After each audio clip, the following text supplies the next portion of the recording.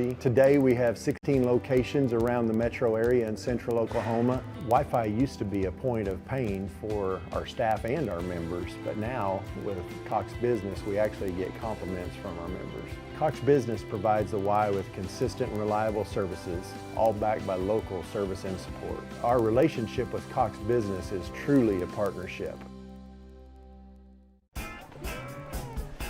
It's your first time away from your new house, but you're not worried about that.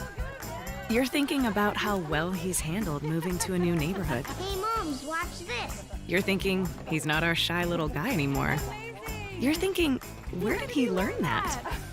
You're not worried about if everything's okay back at your new house, because you have Cox Home Life. Stay close to the moments that matter. Cox Home Life Security will take care of the rest. The last Friday night of the high school football season takes us to Acadiana, the home of the Wrecking Rams, as they host Destrehan in the semifinals of the Class 5A playoffs. Acadiana is the defending champs, while Destrehan looking to avenge last year's loss in the title game. Time to get pumped up. Game time coming up.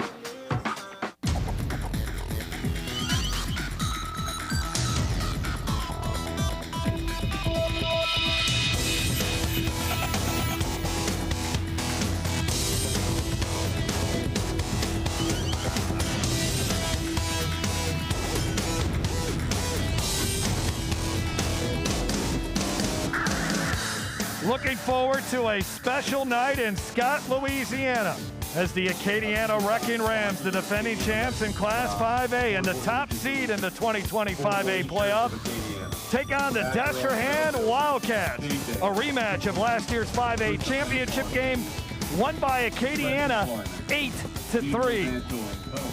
Hello, everyone. Jeff Palermo along with Jason DeClaire. Glad you could start your football weekend with us. And I just told you what the final score was in last year's 5A championship game. We may have another low-scoring affair here tonight. Acadiana's only allowing 10 points a game, and Destrehan's only allowing 8 a contest. Yeah, Jeff, it's been a great season, and it might come down to being one of the most exciting games of the season tonight. I think these two teams on paper, very evenly matched. Obviously, you have to stop that Acadiana Wrecking Ram running game. And for Destrehan, they're a little more multiple, and I think they got to use some of their skillful wide receivers to stay in the football game. Let's take a look at the Class 5A bracket. Starting with the second round, we can see how these two teams got here. Acadiana is dominated throughout, beating East Ascension and Mandeville. And then for the Destrehan Wildcats, beating Dutchtown, and then had to get past Ruston 6-0 on a very wet night in North Louisiana. Let's take a look at our key players, and this is one of our favorite players all season, Yes. So we figured we might as well mention him right off the bat. Raison Keller. Yeah, Raison Keller, their version of Jerome Bettis the Bus. If you haven't seen him play, he is a treat, an exciting player to watch. 5'8", 230, can break tackles and take it to the house. And then on defense, Tyler Martin, a ball hawk. He's going to need to be all around the football tonight to slow down that Wrecking Ram offense. We'll see how he plays against the run tonight, because he's going to see a lot of it. And speaking of the run, the leading rusher for the Wrecking Rams, Amari Wiggins. Yeah, Amari Wiggins is just one of the trio of backs that you're going to see featured at Acadiana. His numbers are the best on the season, but you're going to see them work in tandem together. And then Derek Bercier, again, this guy is just all around the football, a stud at the linebacker position, can really run. Yeah, he was an all-state linebacker last season, and now he's back as Acadiana looks to go back-to-back. And they are seeking their 6th state championship in school history. They're 2 wins away from it, unless Destrehan has something to say about it. Kickoff when we come back from Bill Dodson Stadium in Scott, Louisiana. It's Acadiana and Destrehan. This is Game Time on Your View. Game Time on Your View is brought to you by Podna's Barbecue. Slow cooked, fall off the bone perfection and the best baked beans in America. Louisiana Acura Dealers, providing Louisiana with outstanding service and a quality selection of new and pre-owned vehicles. Visit your local Acura dealer today. LouisianaAcuraDealers.com. Monogram Express, we make ordinary gifts extraordinary. And by Louisiana Lift. At Louisiana Lift, we're always on call. Check out YourView.com for in-depth high school football coverage. In insurance, it's our job to handle storms. And though coronavirus is a storm different than most, the agents, adjusters, and employees at Farm Bureau Insurance stand ready to extend a hand, love our neighbors, and work earnestly to serve our customers and communities. Our mission hasn't changed, so our work does not stop. If you need us, call your local agent, use the claims hotline, or visit us online. Be safe, stay healthy, keep Louisiana strong.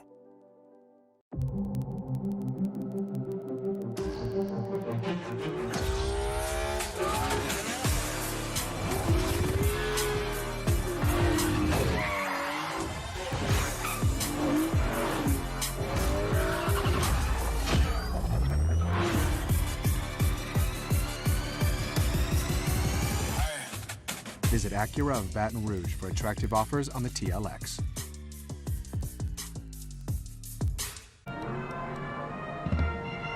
Wrapping up the Star-Spangled Banner on a crisp, cool night in South Louisiana as Acadiana and Destrehan just moments away from kickoff. Let's send it down to the field and Kate Thomas. Kate?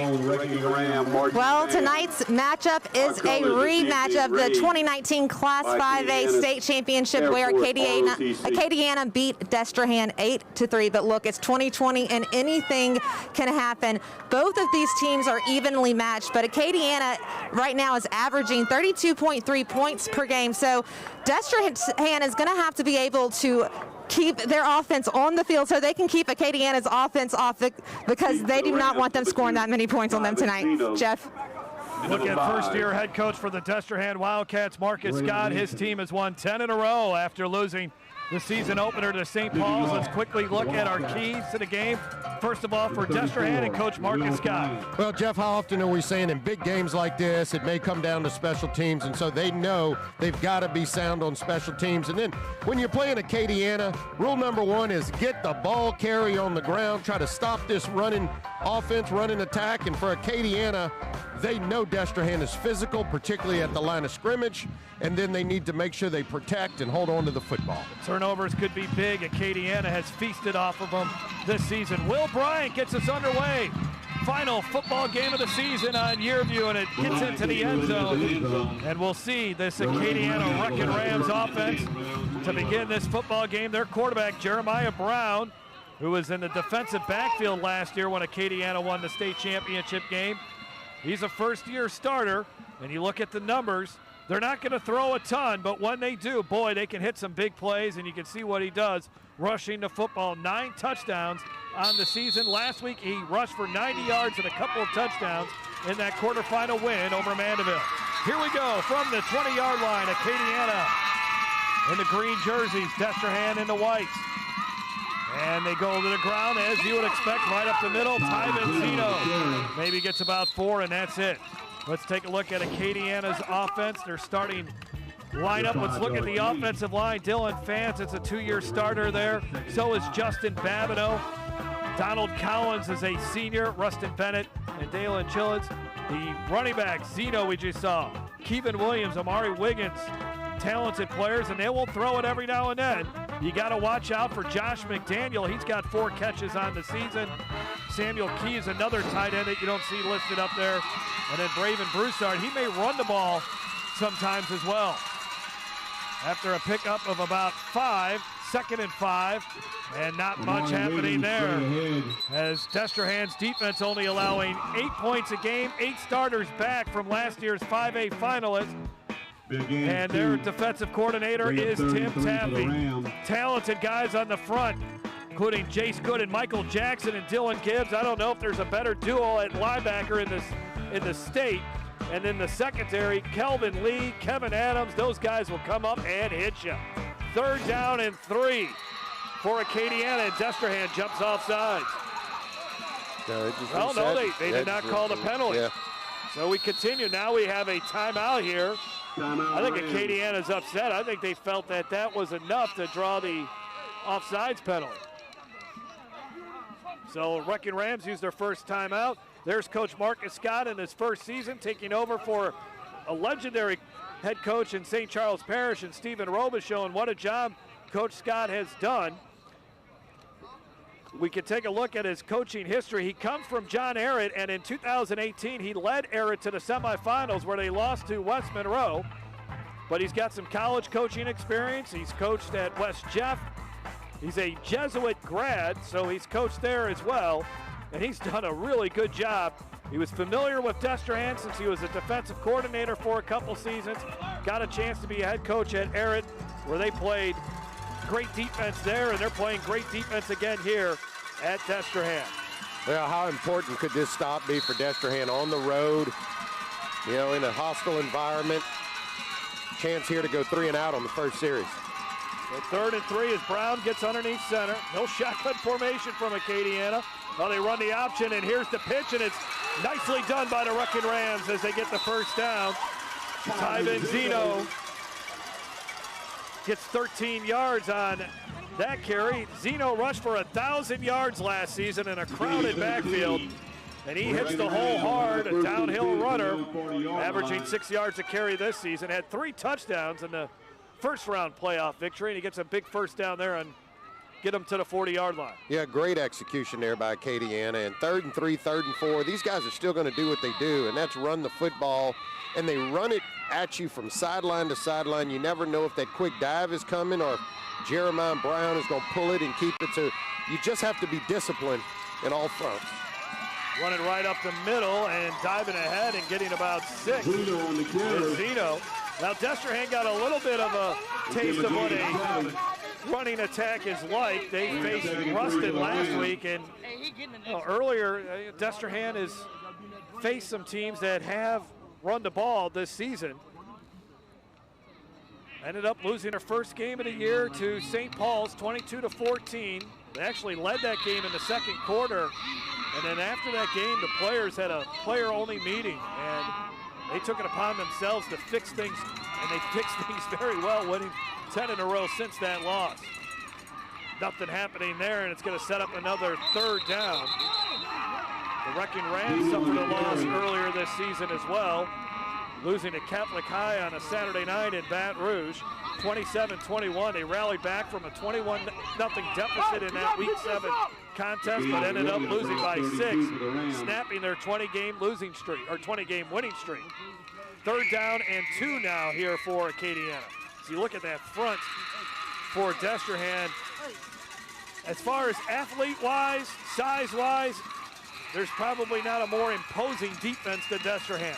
Yeah, and if you want to slow this Acadiana Ram offense down, you've got to start with stopping that dive. That is the nucleus. This play right here, you have to stop that. And obviously Acadiana ran it successfully, and that was on a 3rd down and a couple. And they were able to run that dive play, but you have to stop that play if you're going to slow this Acadiana offense down. Paul Brown on the tackle, but not before another Acadiana first down, so they're 2 for 2 on 3rd down conversions. But both times, Jason, it was 3rd down and short. You got to get Acadiana at 2nd and long, 3rd and long. You really got to win first down against this team.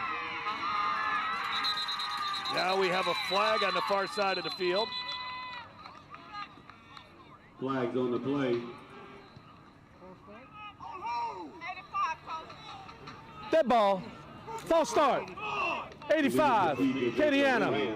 5-yard penalty. Still first down. Daryl Vizzini, our referee tonight. Our officials from the Baton Rouge Officiating Association. As the 2 schools have to agree on which association they get the officials from, so why not get one right in the middle between Destrehan and Acadiana, and that's Baton Rouge. There's only 14 seconds on the play clock here. Acadiana's going to have to hustle it up. Well, and now they're in a longer yardage situation. They were able to get Acadiana to jump off, so here's your opportunity again for this Destrehan defense. Keep them behind the sticks. Just got it off with 1 second.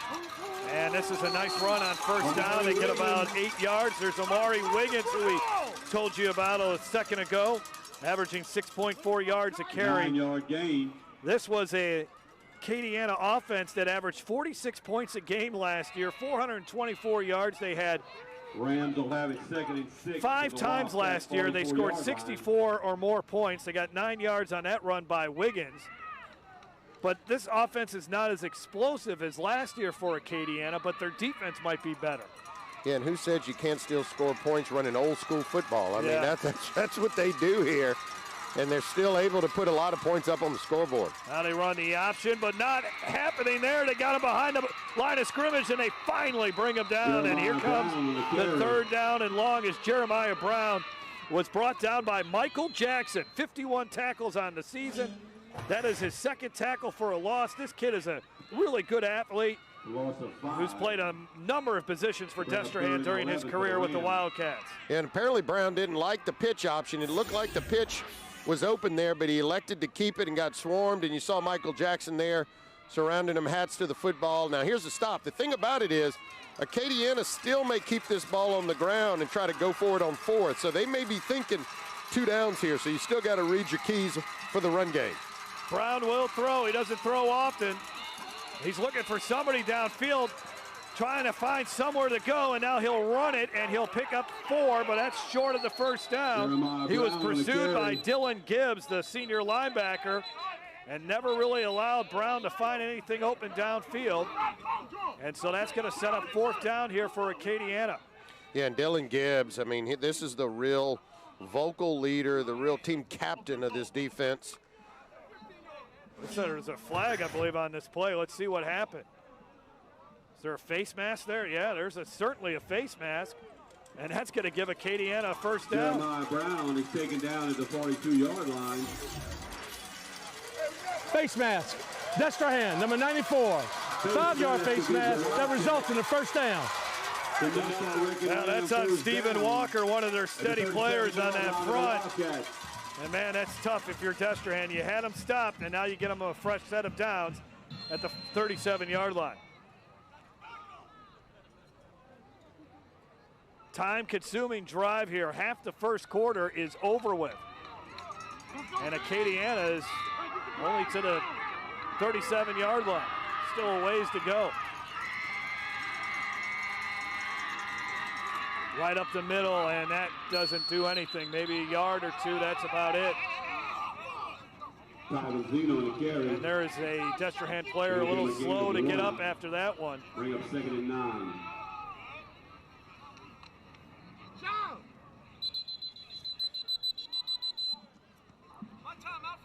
And we do not have a number 50 for Destrehan on our roster. And it looks like there's going to be a timeout. So we'll take it with them. Still the opening drive of the night. Acadiana and Destrehan scoreless. This is Game Time on Your View. Timeout on the field. Something is happening on main streets all over. The more challenging everyday life becomes, the more it seems to bring us together. And Main Street Living has those stories. With guests from across the country and from your community, Main Street Living covers what's important to you today.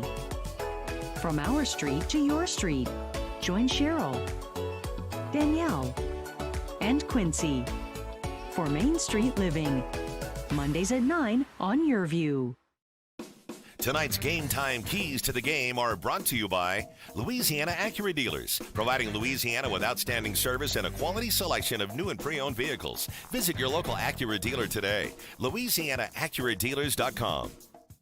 Tonight's Game Time starting lineups are brought to you by Peak Performance.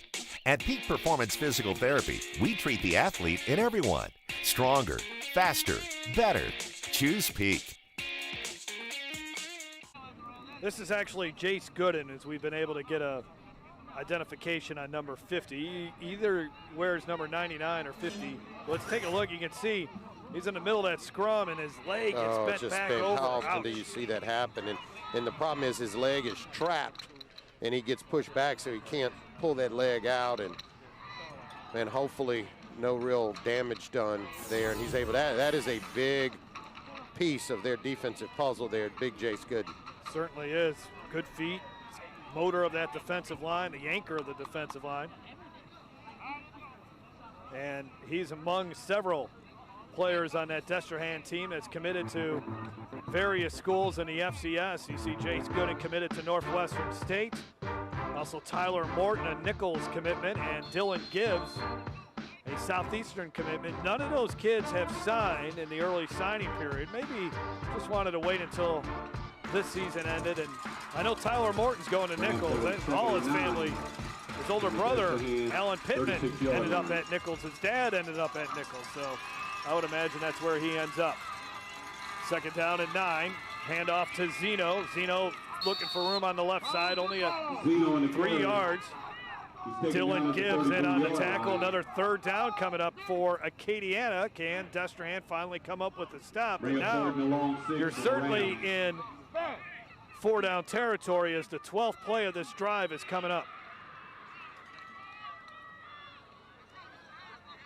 They may take up the entire quarter here, Jason. We're coming up. Yeah, and this is Acadiana offense. I mean, they just move the ball methodically. You hear the term before, 3 yards in a cloud of dust. That they are happy doing that. Obviously, you got to finish the drive and get points up. Well, another timeout taken by Acadiana, so they have used 2 timeouts on this opening drive.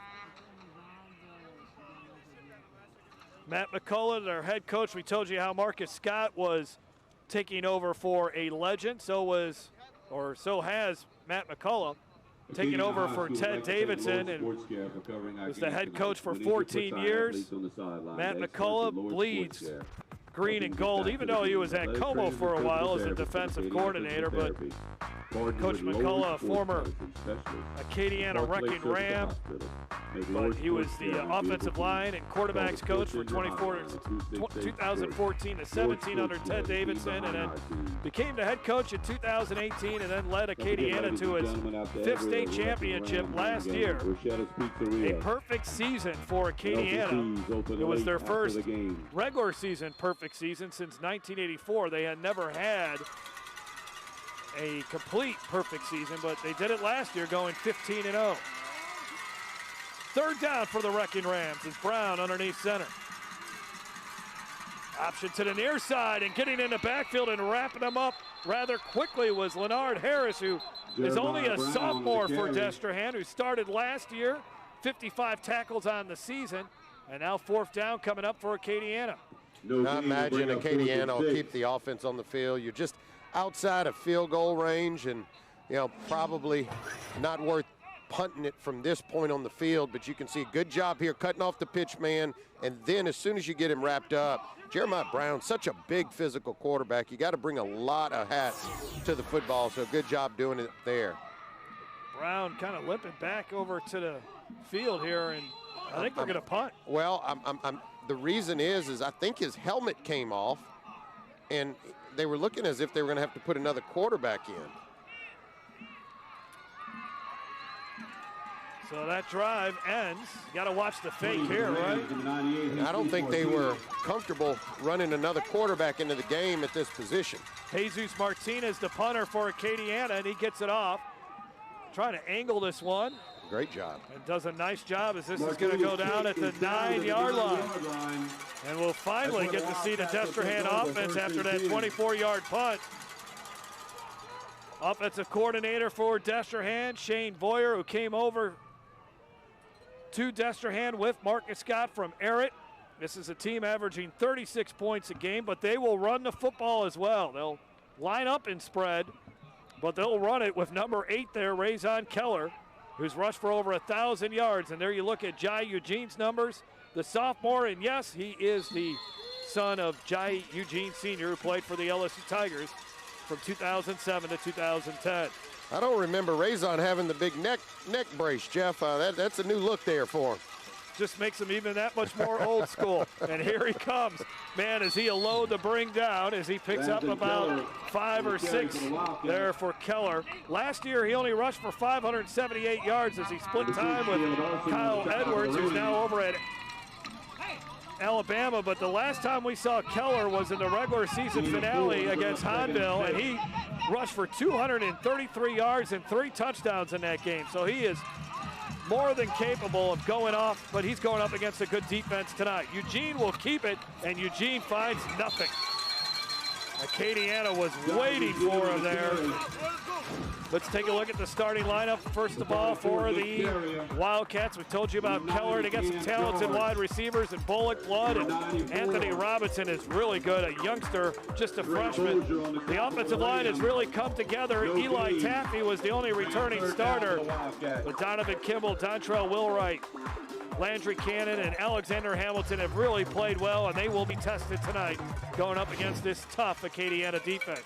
So on third down, they run it with Keller, and nothing happening. Caleb Arsenault, one of those talented Acadiana linebackers. Ball comes out loose. Acadiana thinks maybe they got a touchdown.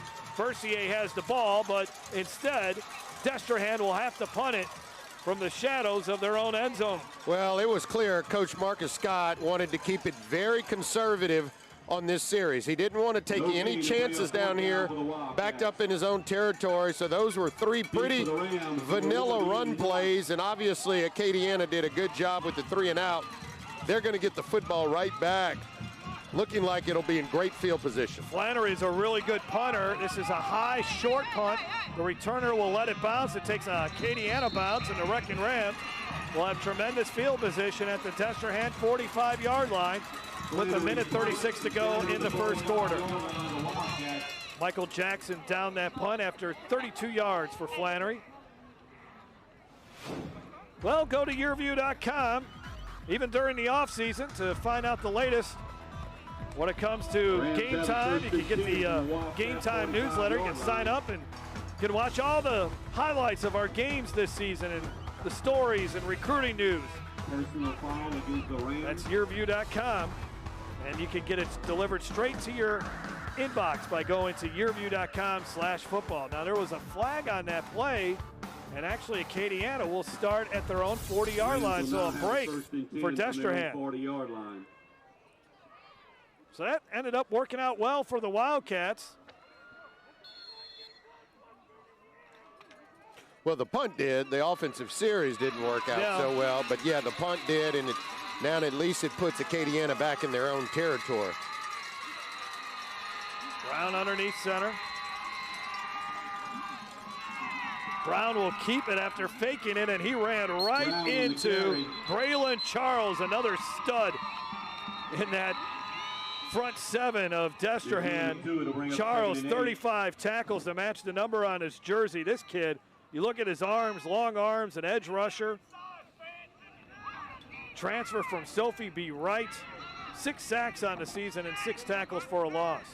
Well, and you can see Destrehan is committed right now to trying to stop and take away that dive play. The last couple of times they've snapped it, they've really taken that away, forcing Acadiana to try to run to the outside, and they've been able to, kind of corral, slow that run game down. And there's Charles again, bringing down Jeremiah Brown for a loss. And there is a flag on the field here as we'll see what this is all about. Well, I'm wondering if they said he went up high. Well, it looks like it may be going against Acadiana. Yeah, the Wrecking Rams apparently against them. Legal chop block, Acadiana. Wait. All right, decision time here for Coach Scott. You either got 3rd and 10 or you back them up even more and make it 2nd and long. I don't know. It's one of those penalties you may want to just decline, but I think they're going to accept it. Maybe to try to get... Illegal chop block. Acadiana, number 52 and 66.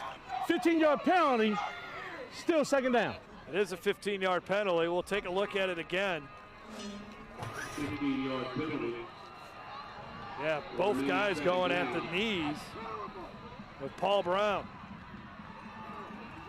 So all of a sudden, Acadiana now back at its own 25-yard line, facing 2nd and 25.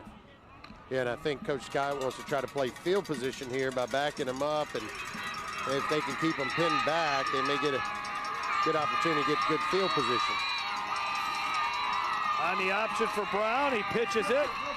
head of steam here for the ball carry for Acadiana. This is Keevan Williams, who is the fastest of those Acadiana running backs, averaging nearly 9 yards a carry. We saw him have a good game in the season opener against Lafayette Christian, where he rushed for 110 yards.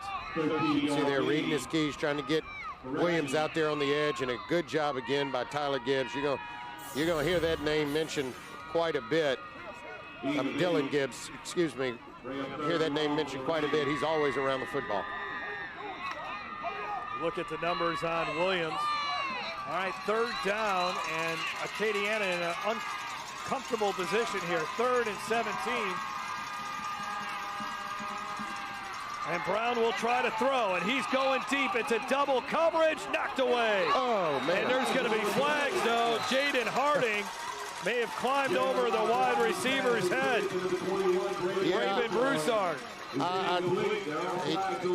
There was nowhere for this football to go, and the question is did the defensive back push off of his back? I think that's what the referee was looking at, but this will not be an automatic 1st down, though, Jason. They were facing 3rd and 17. And there was no chance. Interference. Number 2, Destrehan. 15-yard penalty from the previous spot. Still 3rd down. There's no chance this ball was going to be caught. Oh, man, not a good call, I think, Jason. Yeah, when I saw it live, now let me see where the backhand. I mean, they called it on Tyler Morton. There's a little bit of a shove there. I guess that's maybe enough. Well, and I think the problem is when your hand goes on the back, that was Jaden Harden, and the receiver falls down, it looks like he's been pushed down. 3rd down and 2. Much more manageable for Acadiana. And nothing happening. Look, there he is.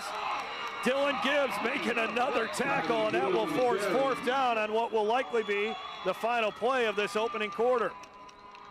Yeah, now McCullough's got a decision to make here, right around the 50-yard line, and I'm assuming he's going to let this clock run out and try to decide it in the 2nd quarter here. Over 100 tackles on the season for Gibbs. What a stud player. He's been a 4-year player on the varsity level for Destrehan. Well, these two teams only combined for 11 points in last year's 5A championship game.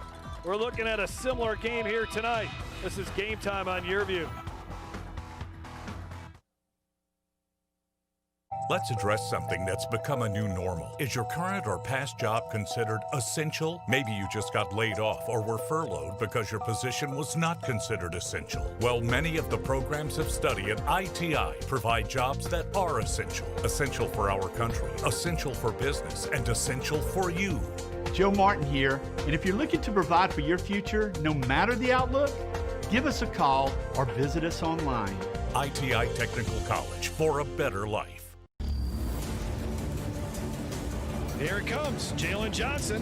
3 touchdowns on the night. Watch out. Brought down right at the line of scrimmage. To the end zone. Christakis pulls it in. What a catch! Over the middle, right there in his hand. They throw down towards the end zone. In stride, touchdown, Dono. Thibodeau breaks another tackle. Big run up the middle.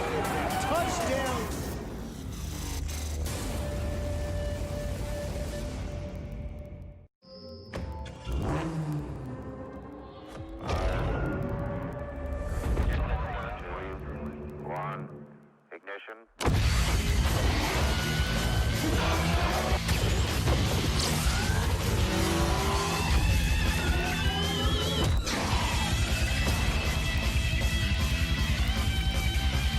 Visit Acura of Baton Rouge for attractive offers on the RDA.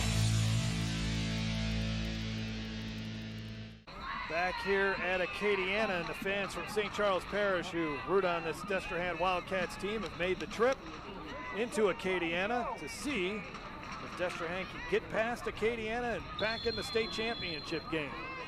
Acadiana's won, or I should say Destrehan's won a couple of state championships, actually 4 of them. Went back-to-back in 2007 and 2008. It's a good punt by Martinez. This is a good return man in Morton, but Morton's going to be bottled up and brought down. Great job by the punt return team. No return after the 37-yard punt. And the man that got down there for the Wrecking Rams was Brennan Turkey. Yeah, good punt by Jesus Martinez. He's really taken over all of the kicking duties here for Acadiana. He really ripped one, had the wind behind him. It was a good job by Martin Phelan, but just nowhere to go because of that pursuit. Good coverage there. Good special teams for Acadiana. Once again, poor field position for the Wildcats. I think one of the reasons why we saw a conservative look was you do have a sophomore quarterback back there, and the last thing you need him to do is make a mistake right at the beginning of the game. Well, let's see if they open it up a little bit more, kind of in their traditional set here. Keeping it is Eugene on the counter, and Eugene's got a blocker in front of him, but a great open field tackle by Drolan Anthony. Let's take a look at the starting lineup for the Wrecking Rams. Cameron George is a Raging Cajun commitment. Trey Bozier is signed with Texas Southern. Walter Bobb is a great junior defensive end. We've told you about Derek Bercier, Caleb Arsenault, a terrific linebacker. Ian Muntz, an all-state defensive back and a terrific baseball player. And we may see tonight Terrence Welch, the four-star class of 22 commitment, who has not played at all this season because of an MCL injury. And there's a completion to Daniel Blood. So our first completion, Jason, in the second quarter, early in the second quarter, a 10-yard pass play. That is Blood's 18th catch of the season. Well, this is a really great throw here. He just kind of rips this one in there, on target, on time. Good job here, good form, getting his body out in front of him and completing it to Daniel Blood. This is what I think Destrehan's going to have to do and is capable of, is opening it up a little bit more through the passing game. Desmond Chasson had the coverage, and here's Keller, who can make some moves, and there goes Keller. The train is off on the rails. One man can catch him, and he does right at the 1-yard line. Catching him down there after a run of 74 yards was Caleb Arsenault, but Keller, that's what he can do. Averages 8.5 yards a carry. There is a flag, and I think this is coming back. Oh, man. Oh, man. What a big penalty. And this is why Razon Keller is such a special athlete and so fun to watch. You know, I think but for the neck pad, he would outran him, Jeff. He didn't have that before, but... Holding. Number 12, Destrehan. 10-yard penalty from the spot of the foul. Still first down. That's Jacoby Green, a wide receiver. And there's the holding call. If that was it, yeah, that would look to be it. That was 10 yards behind Keller. Yeah. That's a tough call. Man, but you get a good look at Keller at 230 pounds, being able to outrun, and really, you saw his breakaway speed right there, just being able to take that ball to the distance. He can cut, right? Yeah. I mean, he put his foot in the ground and turned it upfield so quickly for a big guy. They list him at 230 pounds. He got hurt in the game against Dutchtown, did Keller, but he played last week against Ruston. But again, that was played in a steady rainfall, and the only points in that game came in the fourth quarter when Tyler Morton recovered a fumble and scored a touchdown. They're still trying to figure out where to put the football. And they finally have made a decision and put it at the 22. Line of scrimmage will be the 22-yard line of the Wildcats. So it's now first down and 15. First and 15. Shane Lee is the running back in the backfield with Eugene. He's just a freshman. And Eugene is going to foul his blockers. And Eugene breaking tackles across the 30. And we got another flag.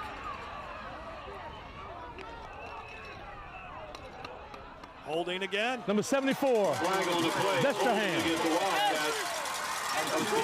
Right here.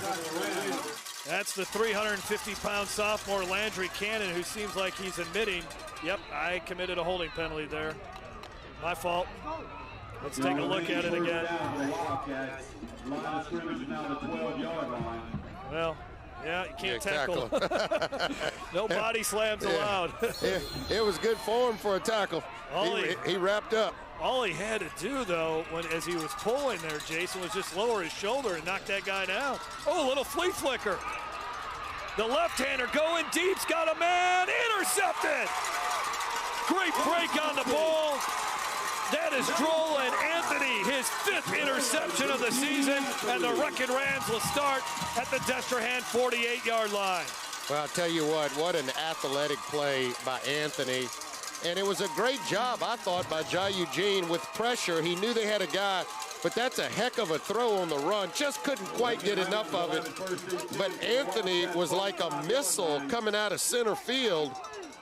Eye on the football, and the ability to hang on and concentrate catching that football while his own man took him out is really, really impressive there for Anthony. What a big play. Not sure why they marked it at the 45-yard line. You can clearly see there that he was down at the 48, and now you got a Destrehan player who's lined up off sides, and this should be 5 yards against Destrehan.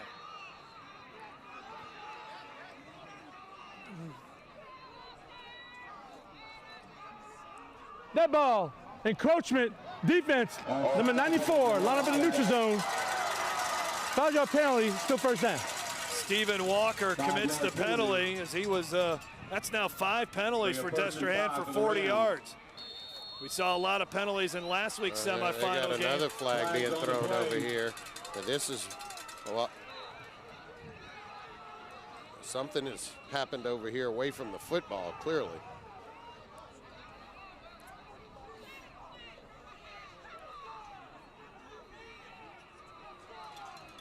Well, you don't want to give this Acadiana team free yards. Might be just a sideline warning against Destrehan. I think that's probably what ended up happening here.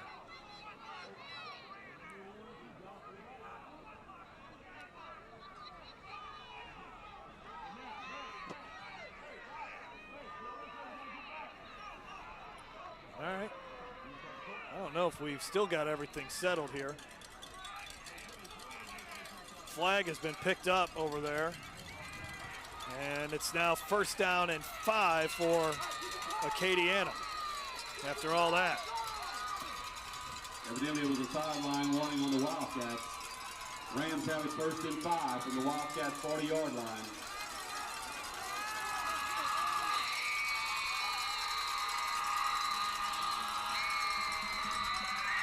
Brown will hand it off to Wiggins. Wiggins turns the corner, hurdles a defender, and Wiggins a nice run. Inside the 30, they mark him out of bounds at the 28-yard line. Pickup of 12 for Wiggins. Good blocking here, Jason. Yeah, it really was, and getting Wiggins out on the edge there, you can see his athleticism, his ability to cut and move and pick up yards, and now Acadiana here marching close to Destrehan's home red zone. You saw Tyven Zeno throw a nice block too. That's the other thing. If you're going to play in this offense as a running back, you better be able to block, because you got to block for your teammates when you don't have the ball. Running straight up the middle is Zeno. And Tyven about 5, actually 4 yards if they bring him down at the 24. Bring up 2nd and 6 for the Rams. Second down and 6. Last year, Acadiana, man, did they have quite a backfield. A couple of those guys ended up over at Army. And, of course, the leading all-time rusher in Acadiana history a season ago, that was Dylan Monette.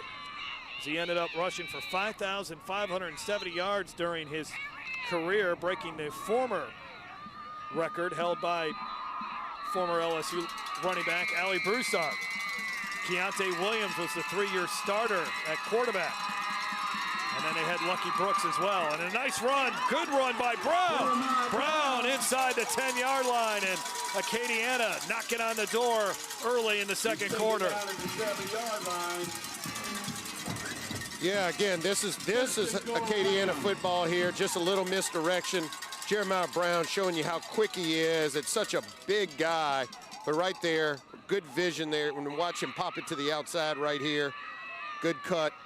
And good run, and now Acadiana really here getting close to the end zone. Senior Kelvin Lee made the tackle, but not before a 17-yard gain for Brown, who's got 9 touchdowns on the season. Brown looks like he'll keep it, being chased though, and he'll finally go down at the 10-yard line. It's hard to outrun this front defensive line of Destrehan and their linebacker, Stephen Walker. 4 tackles for a loss on the season. He makes another one right there.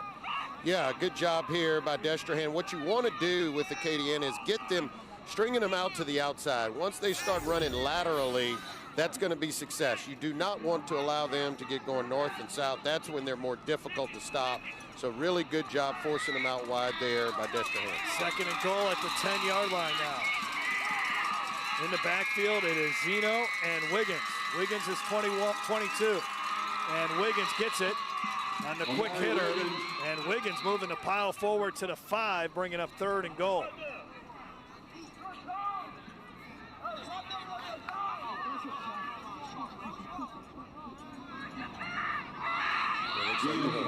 Spot the ball right around the 5-yard line here. This is a Destrehan defense that's had a ton of kids play in some big games. Of course, getting to the 5A title game. Destrehan is known for making some deep runs in the postseason. So is Acadiana. Acadiana, you can argue, really since the mid-2000s, one of the best high school football programs in the state. Brown on the option to pitch, a little bobble in the backfield, and that is all Dylan Gibbs needed to bring down the ball carrier, Amari Wiggins. And again, that's why Destrehan has to make sure they stop the dive plays. They have the speed to get to the outside. You can see these guys can really run. You see Dylan Gibbs running, Michael Jackson in pursuit, the whole team there. You see as well as Walker's in pursuit. They can run sideline to sideline. That's going to be the advantage Destrehan. What they have to do is stop them from gashing them up the middle. So Jesus Martinez will try this 23-yard field goal. He's got the wind behind his back. Obviously a bit of a tough angle, but man, does he blast that one through the uprights. And Acadiana strikes first in this 5A semifinal matchup with Destrehan. It is 3-0. This is game time on Your View. When I get back to Baton Rouge, I get in my Blues Mobile and I drive right on down to Partner's Barbecue. And you know what I do? I get me some ribs, all tender too. Some baked beans, some potato salad, some smoked sausage. You got to come on down to Partner's Barbecue, yeah. That's what I'm talking about. Hi, we are live with the PPTV network, where one of the top athletes is about to make his important decision. We know his character, and nothing will hold him back. I'm glad to have my family and friends here for this choice. It's more than my career. It will affect the rest of my life. I choose Peak Performance Physical Therapy. The decision is in.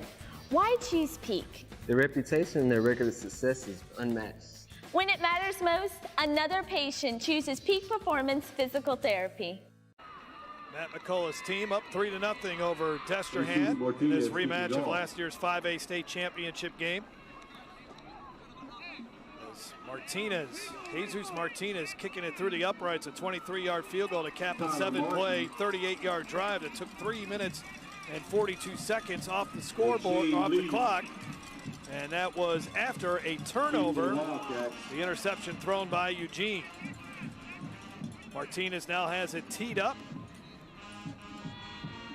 Again, the wind is behind his back, and Destrehan's got some dangerous return men you have to account for. So,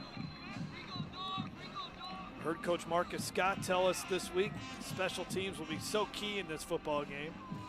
Both teams got good kickers and punters, and this will be returnable, I think. Yes, it will, from the 1-yard line. This is Shane Lee, the freshman. Shane Lee dragging a tackler across the 30 to the 32-yard line. Well, they're really excited about this freshman in Shane Lee. He's going to come in and fill Razon Keller's shoes next year, but he's going to play a good bit tonight too. But you can see another big body at running back, but you can see the cut and the ability. They really think this is one of the best freshmen possibly to ever come through Destrehan, which is saying a lot with the running backs that they've had. And they list him at 185. He looks a little bit bigger than that. He does. Kid's growing up. A few cheeseburgers more than that, brother. So from the 33-yard line for Destrehan, looking to get on the scoreboard after not scoring an offensive touchdown last week because of some tough field conditions. And here's Lee breaking tackles again, showing some nifty moves, and then he just gets out of bounds at the 50-yard line, and he made that look easy. Yeah, and you can see why they're so excited about him. His vision, his ability to cut, and his speed. It almost looked like they were looking for a double pass initially on this. Watch how they get it out to him, and he starts looking downfield and then sees a couple of defenders and cuts it back, breaks tackles, and shows you the full package. And now Destrehan on the move here a little bit. Two great plays by Shane Lee, the kickoff return, and now the great run play right there. Shane Lee had 2 touchdowns against East St. John, had a 20-yard run right there. They knew even when he was playing rec ball in middle school and elementary school, they knew he'd be terrific. Nice keep by Eugene because they were all over Lee, and Eugene ends up picking about 6 yards. Jai Eugene, they started the season to Destrehan trying to throw the football all over the place, but they realized, you know what, we got a 230-pound running back in the backfield, and we got a sophomore quarterback. Let's give it to the senior running back and let him be the focal point of the offense. And Destrehan has never looked back after deciding to make that decision after the loss to St. Paul's. Well, and they were probably just asking too much for Jai Eugene in his sophomore year. I think he'll have the capability to do all of those things.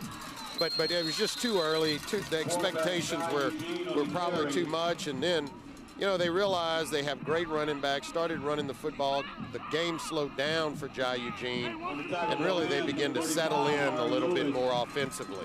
And they got a big offensive line, too, that can be physical. 3rd down and 2 now coming up for Eugene. He's been keeping the ball a lot in this situation. Let's see if he holds on to it again here. Check to the sidelines. Plenty of time on the play clock, 11 seconds. Be a little read option likely with Razon Keller here. And there it is. And keeping it is Eugene, who, nice quickness, gets the 1st down, a gain of 3. Yeah, a little 2-man football right there. Feels like Razon can get it. He'll give it to him. And Keller looks to be limping a little bit. They may pull him off. No, he's going to stay in the game. But then, you know, Jai Eugene has the option to come in right behind him. So the 1st down as you take a look at Keller. Quiet kid, but a fun kid is how Coach Marcus Scott describes him. And he has really flourished this season. And here's Keller. Boy, he is a load, man. Picks up 5 yards. He drove an Acadiana defender back a couple of yards. I think 3 people hit him, and he knocked all 3 of them backwards. I do think he's limping a bit, but watch this run. And when he decides to hit the hole, man, he just turns on the accelerator. Well, look at that. There's like 3 people there, and he just drives them all back. 2nd down and 5. It's been fun to watch him. This is our 3rd time we've seen Destrehan, and he's put on a show every time we've seen him. And now, oh, great open field tackle. That's how you do it. You go down low on the big man. That was a heck of a play, and there's an all-state player in Ian Muntz. That was a great play. 19 tackles on the season for Muntz, and this kid does everything the right way, says Coach Matt McCullough. And look, Razon Keller respected it, dapped him up, and said, "You got me that time, Muntz." That was a great open field tackle. 3rd and 5 now for the Wildcats as they trail by 3 in the 5A semifinal contest. The winner will face the winner of the Alexandria West Monroe semifinal. Eugene under pressure, escapes it, and then dives forward for a couple. He'll bring up 4th down and 3. Number 35, Larry Lewis. Larry Lewis on the tackle. Made the tackle for Acadiana. And let's see what the Wrecking Rams do here. I think they're going to bring their big package in, which features Dylan Gibbs. Well, good decision here. Realized that he couldn't get that ball off, and very intentional about getting that ball up the field and giving his team a chance to try to pick up this 4th down. Destrehan has used a timeout. They trail by 3. 3:27 to go before halftime. This is Game Time on Your View. This week on Driven, tires and competitors beware. Kalen Berman is drifting into the spotlight, and rubber and asphalt will pay the price. And we have a truck that thinks it's a Corvette. See it peeling out at 40. Plus, he's already the daredevil behind the greatest toy ever. Now, he finally has a museum. Driven on Your View and at yourview.com. In insurance, it's our job to handle storms. And though coronavirus is a storm different than most, the agents, adjusters, and employees at Farm Bureau Insurance stand ready to extend a hand, love our neighbors, and work earnestly to serve our customers and communities. Our mission hasn't changed, so our work does not stop. If you need us, call your local agent, use the claims hotline, or visit us online. Be safe, stay healthy, keep Louisiana strong. 4th down and 3 coming up for Jai Eugene and the Destrehan Wildcats. And yeah, they bring in the big package here, a double tight end with a H-back, a fullback, go a little old school here, and here's Keller, met in the backfield, and he goes down. Great play by Derek Mercier. Wow, what a play by Burser Jr., tackling machine, and he showed it off right there, stopping Destrehan on 4th down. Yeah, we featured Bercier. You see Gibbs, they brought Dylan Gibbs, the linebacker, in, and nobody really accounted for Bercier right there hanging around the line of scrimmage, and good players just make great plays in big situations, and that time you saw Bercier stepping up, making a good play. I really would have liked to seen Destrehan kind of fake off of that play right there and try to reverse the field a little bit, but obviously great play there from Acadiana. Acadiana has one timeout to work with. 3:22 to before halftime, up by 3. Nothing happening there. Dylan Gibbs, one of the defenders there for Destrehan, along with a couple other Wildcat players, Paul Brown. For more on Dylan Gibbs, let's go down to the field and Kate Thomas. Well, just a second ago over here on Acadiana's sideline, they're looking at film, trying to see what they can do better, and they know Dylan Gibbs is one of the guys they have to look out for, and they're going to be looking out for him the remainder of the game. Jeff? Well, for Dylan Gibbs, he is a true student of the game. This is a guy that watches a ton of film, always looking at alignments that the other team, always has a laptop open, just checking out film. He is a good get for Southeastern Louisiana if he ends up signing with the Lions. 2nd down and 10 for Acadiana at the 31-yard line now. Brown will give it to Williams, and Williams got brought down. Making the tackle that time, I think, was Michael Jackson. Another flag here after the that's going to be 15 yards likely on somebody when it comes that late. That would be after the play, so you were looking at 3rd and 6 if you were Acadiana, so let's see what happens.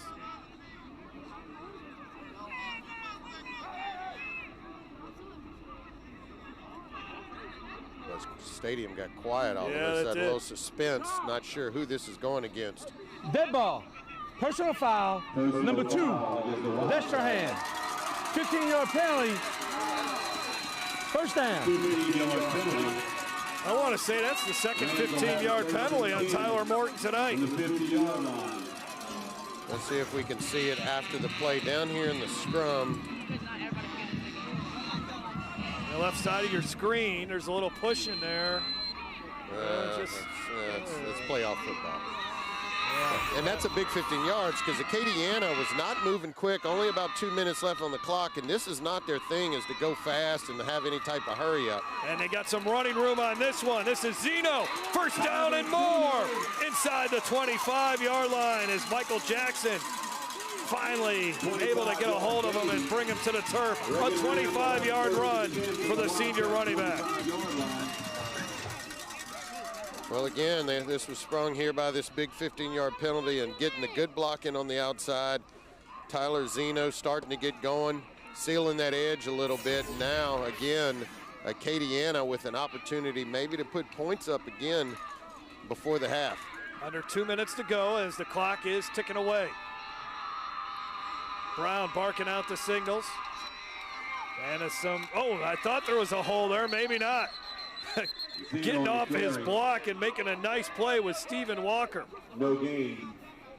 And that was no gain, and again, the clock really an issue here for Acadiana. Under 90 seconds to go before halftime. And again, this is just not their thing. They're not used to going fast. They're huddled up. They're very methodical, and that clock continues to tick away here. What you have to be careful is Acadiana will pull that pass out on you and pop it over the top when you least expect it. Destrehan all around the line of scrimmage here. Instead, they pitch it, and Tyler Morton, great tackle. In open space. Amari Wiggins. That is a huge tackle there. 4-year starter for Destrehan. Again, he scored the lone touchdown in last week's game against Ruston, a 45-yard fumble recovery. Watch Tyler Martin just read it one-on-one. He's got to make that tackle, and he does, and you can see he knows how big that tackle is.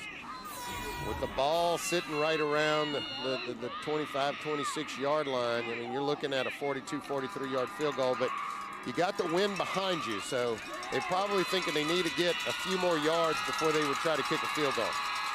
Acadiana 3 for 6 on third downs. I bet you they throw it deep here and see if they get a pass interference call or a touchdown. Interception. It's an interception, as you called it.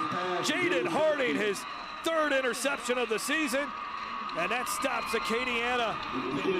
15 seconds to go before halftime. Well, Hardin just made up for that pass interference, and I know it was questionable, but he was the one that they flagged on that. And here you go. Watch him go and high point this football. Again, this is not what they're comfortable doing, trying to force it down the field, and steps in front of that ball, high points it right there. That is just incredible ball skills going up and getting it. Good job there by Jaden Hardin. So I would imagine Destrehan will just take a knee here.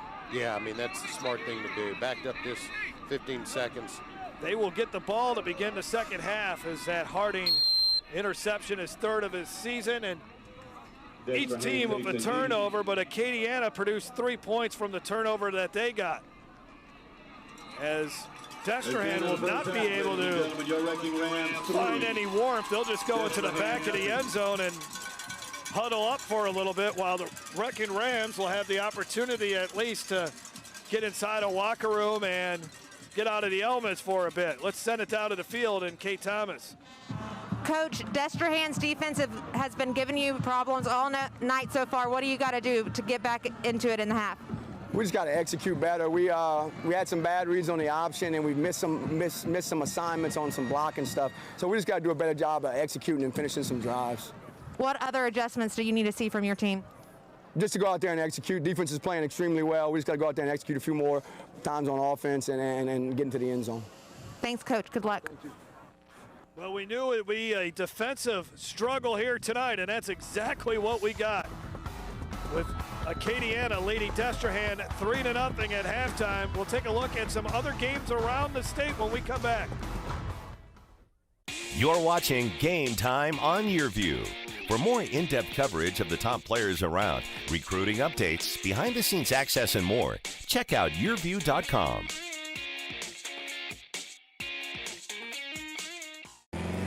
Lightspeed Motorsports, the best selection of Kawasaki's, ATVs, motorcycles, utility vehicles, and watercraft. Suzuki's, ATVs, and motorcycles. Kimco's, ATVs, motorcycles, scooters, and utility vehicles. At Lightspeed, you get experience and personal service to make sure you're getting the most out of your ride. Come see for yourself. Lightspeed Motorsports, Airline in Gonzales. Here it comes, Jalen Johnson. 3 touchdowns on the night. Watch out. And brought down right at the line of scrimmage. To the end zone. Christakis pulls it in. What a catch! Over the middle, right there in his hand. They throw down towards the end zone. In stride, touchdown, Dono. Thibodeau breaks another tackle. Big run up the middle. Touchdown.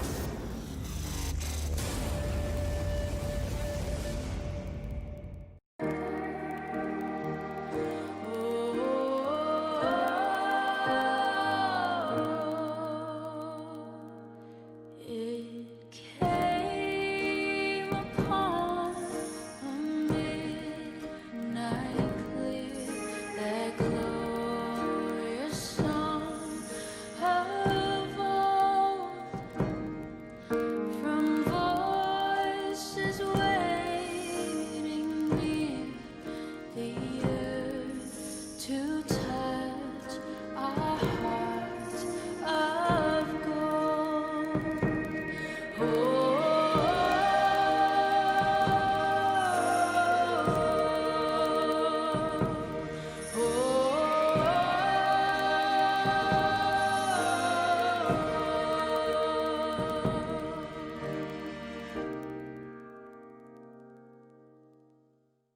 You're watching Game Time on YourView. For more in-depth coverage of the top players around, recruiting updates, behind-the-scenes access, and more, check out YourView.com.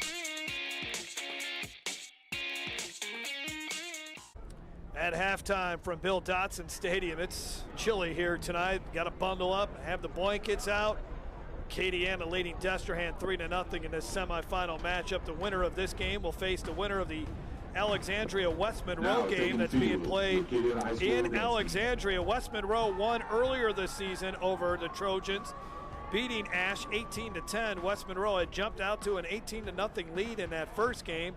Alexandria made a run at them, but the Rebels held on. But tonight, it's the semifinals, and for more on this game, we go to Jordan Giat, who is with the West Monroe radio team. He joins us. Jordan, tell us what's happening in this semifinal game in Alexandria. Hey, Jeff. Yeah, actually, it has been one heck of a game. West Monroe opened up, shut the Trojans down in the opening drive, and then West Monroe drove the whole field, about a 10-play drive, scored, was leading 7-0. And then Ash answered very quickly with a long kickoff return, put them in excellent field position about the 25 of West Monroe. Punched it in 7, so tied up. Held West Monroe, held very strong in the next drive. And then the next play for Ash, 70-yard touchdown by their quarterback. It's 14-7 at that point. West Monroe gets the ball and answers again, drives the field, kicks a field goal. It's 14-10. Ash drives the field after that, and the big goal line stand by West Monroe. Ash misses the field goal. West Monroe drives the field just then, throws a interception in the red zone. It has been a high-octane, just action-filled game in a wonderful setting. Sounds great, Jordan. Thanks a lot for your contribution. We really appreciate it. We'll see if you'll be in Natchitoches next week. I know West Monroe fans would be excited about making a short trip over to the Natchitoches. Yes, absolutely. But I have to tell you, the atmosphere here is fantastic. Couldn't ask for anything better for some high school football. Sounds good. Enjoy the second half, Jordan. Thanks for your time tonight. Absolutely. You guys too. Thanks. All right, that's Jordan Giat from the West Monroe radio crew. Let's take a look at the bracket. There you see West Monroe beating East St. John last week after coming down to the Baton Rouge area the week before and beating the Wildcats of Central 27-7. And one of the big upsets last week was Alexandria knocking off the third-seeded Zachary Broncos by 3. That was a stunner. And here's Alexandria for the first time ever as a 5A school in the semifinals. Their boys basketball team won a state championship last March, so it's been a good run for Alexandria when it comes to its athletic teams. Let's now hear from a great sponsor of Game Time, and that's Louisiana Farm Bureau. My name is Joshua Duyon, and I'm the branch manager of Lafayette Farm Bureau. We raise our own cattle and we buy cattle. My son, so he's 11. It's so awesome to be able to see him and all of his friends come out here and be able to exhibit their cattle. So one of the kids will win a buckle that's sponsored by Farm Bureau, just like football. I mean, you know, football, they're following plays. Kids are following the routine with their animals to bring them in there to do their best. They want to keep these animals still. There's a certain way they place their feet. They rubbing them, keeping their head straight. They're not judging the way the animal looks. They're judging how that child is presenting the animal. So this kid just scored a touchdown. Farm Bureau's motto, real service, real people, is exactly us. We're a real local company, so we are wanting to be a part of our local organizations and our local events. So we want to go beyond our policy and provide that extra service unlike any other company. Something is happening on main streets all over. The more challenging everyday life becomes, the more it seems to bring us together. And Main Street Living has those stories. With guests from across the country and from your community, Main Street Living covers what's important to you today. From our street to your street, join Cheryl, Danielle, and Quincy for Main Street Living. Mondays at 9 on Your View.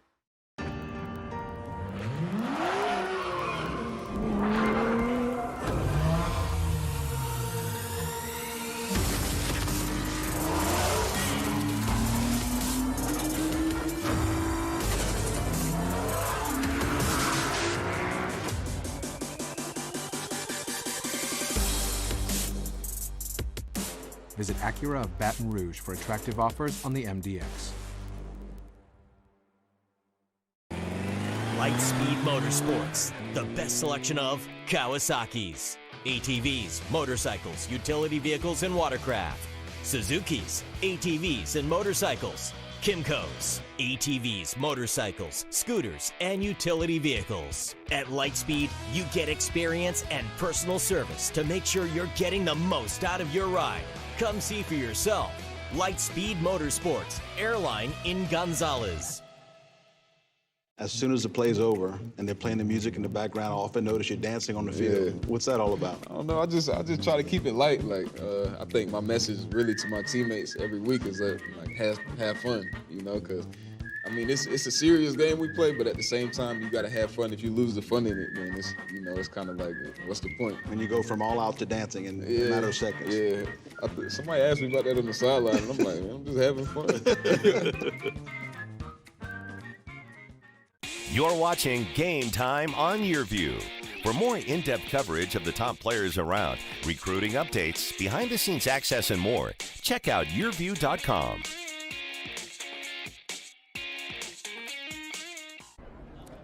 Three to nothing is our score as Acadiana is leading Destrehan. Acadiana trying to win back-to-back state championships. They're 24 minutes away from getting back to the 5A title game.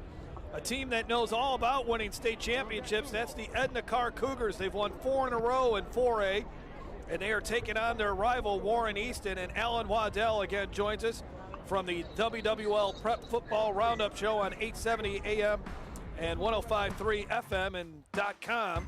And Alan, so far Edna Carr in control over Warren Easton.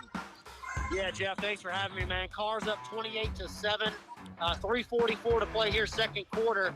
But Easton just got a big turnover and had the ball deep inside Carr territory. So we still got a long way to go. These are two programs that don't like each other. They've played some classic matchups over the last few years.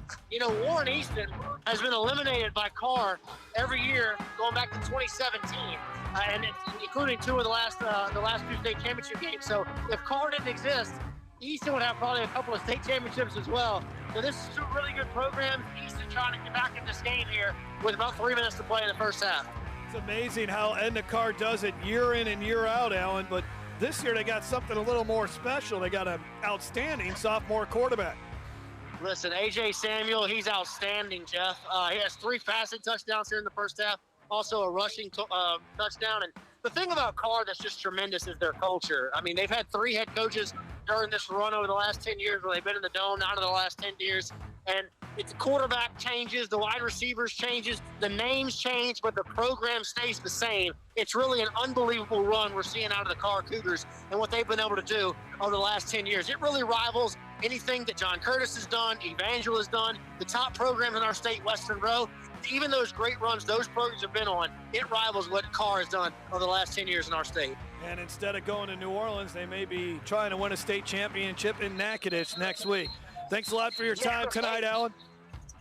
Yeah, Jeff, and I'll tell you, I think that's going to be a great matchup because Karen Crow right now is really blowing out Neville. Yeah. So it could be a Karen Crow Carr game next week. And, remember, Karen Crow opened their year with a big win over Western Row. That could be a great matchup next week between Carr and Karen Crow if they can both hold on. That would be a great game. Alan, thanks a lot for all your help during the postseason. We really appreciate your updates during halftime. Hey, no problem, guys. Anytime. Talk to you soon. All right, there you go. Edna Carr leading Warren Easton again 28-7. And as Alan said, Karen Crow, which isn't too far from where we're at tonight, leading Neville big. Time to hear from another great sponsor of Game Time, Peak Performance Physical Therapy. newest tools we have at Peak Performance is trigger point dry needling. Many times in physical therapy, what you have is exercise components and manual therapy components. And those two things working together are what increases someone's function. Everything we do in physical therapy is based upon the evaluation. And if we evaluate the muscle tissue and feel like there are trigger points of areas of taut band within the muscles, then that's when we'll do the dry needling. Some patients initially do feel a pinprick sensation because you are inserting a needle, but then when you get that twitch response and the patients get a feeling like the muscle's been relaxed in a state that it hasn't been in quite some time. So the benefits can be actually instant. Many times you'll have soreness for 24 hours after you've been trigger point dry needled, but the increased function and movement is definitely instant. For more information on trigger point dry needling, come see us at one of our 6 Peak Performance locations.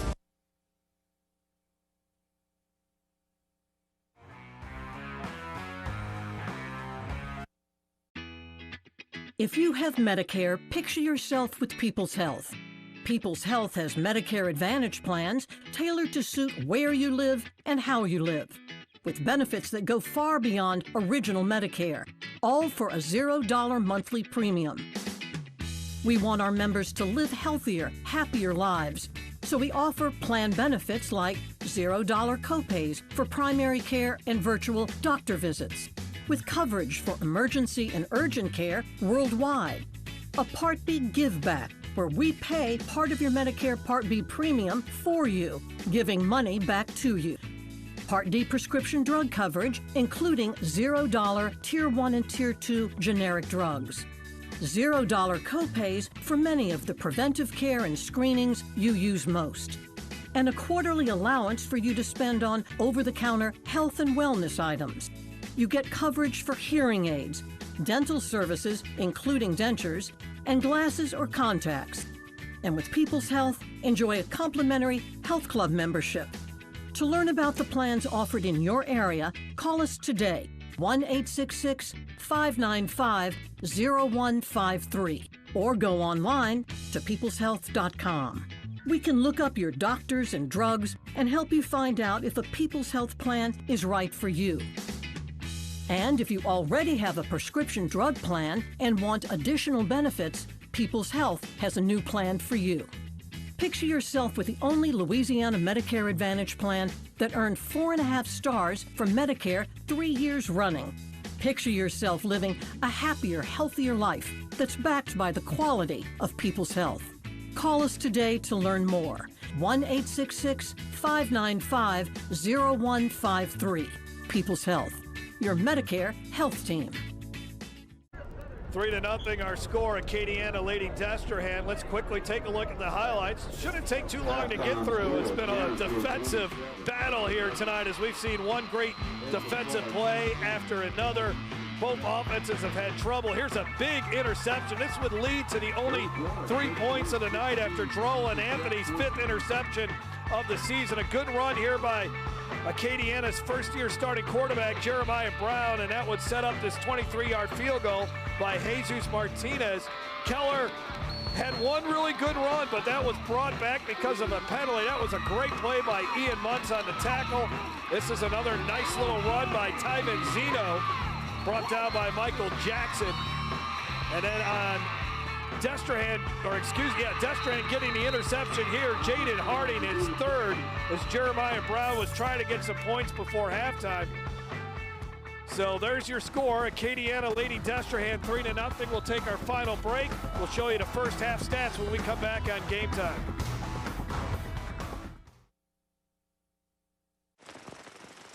It's oh so quiet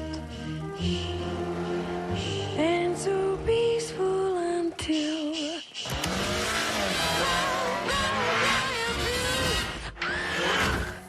when you fall in love.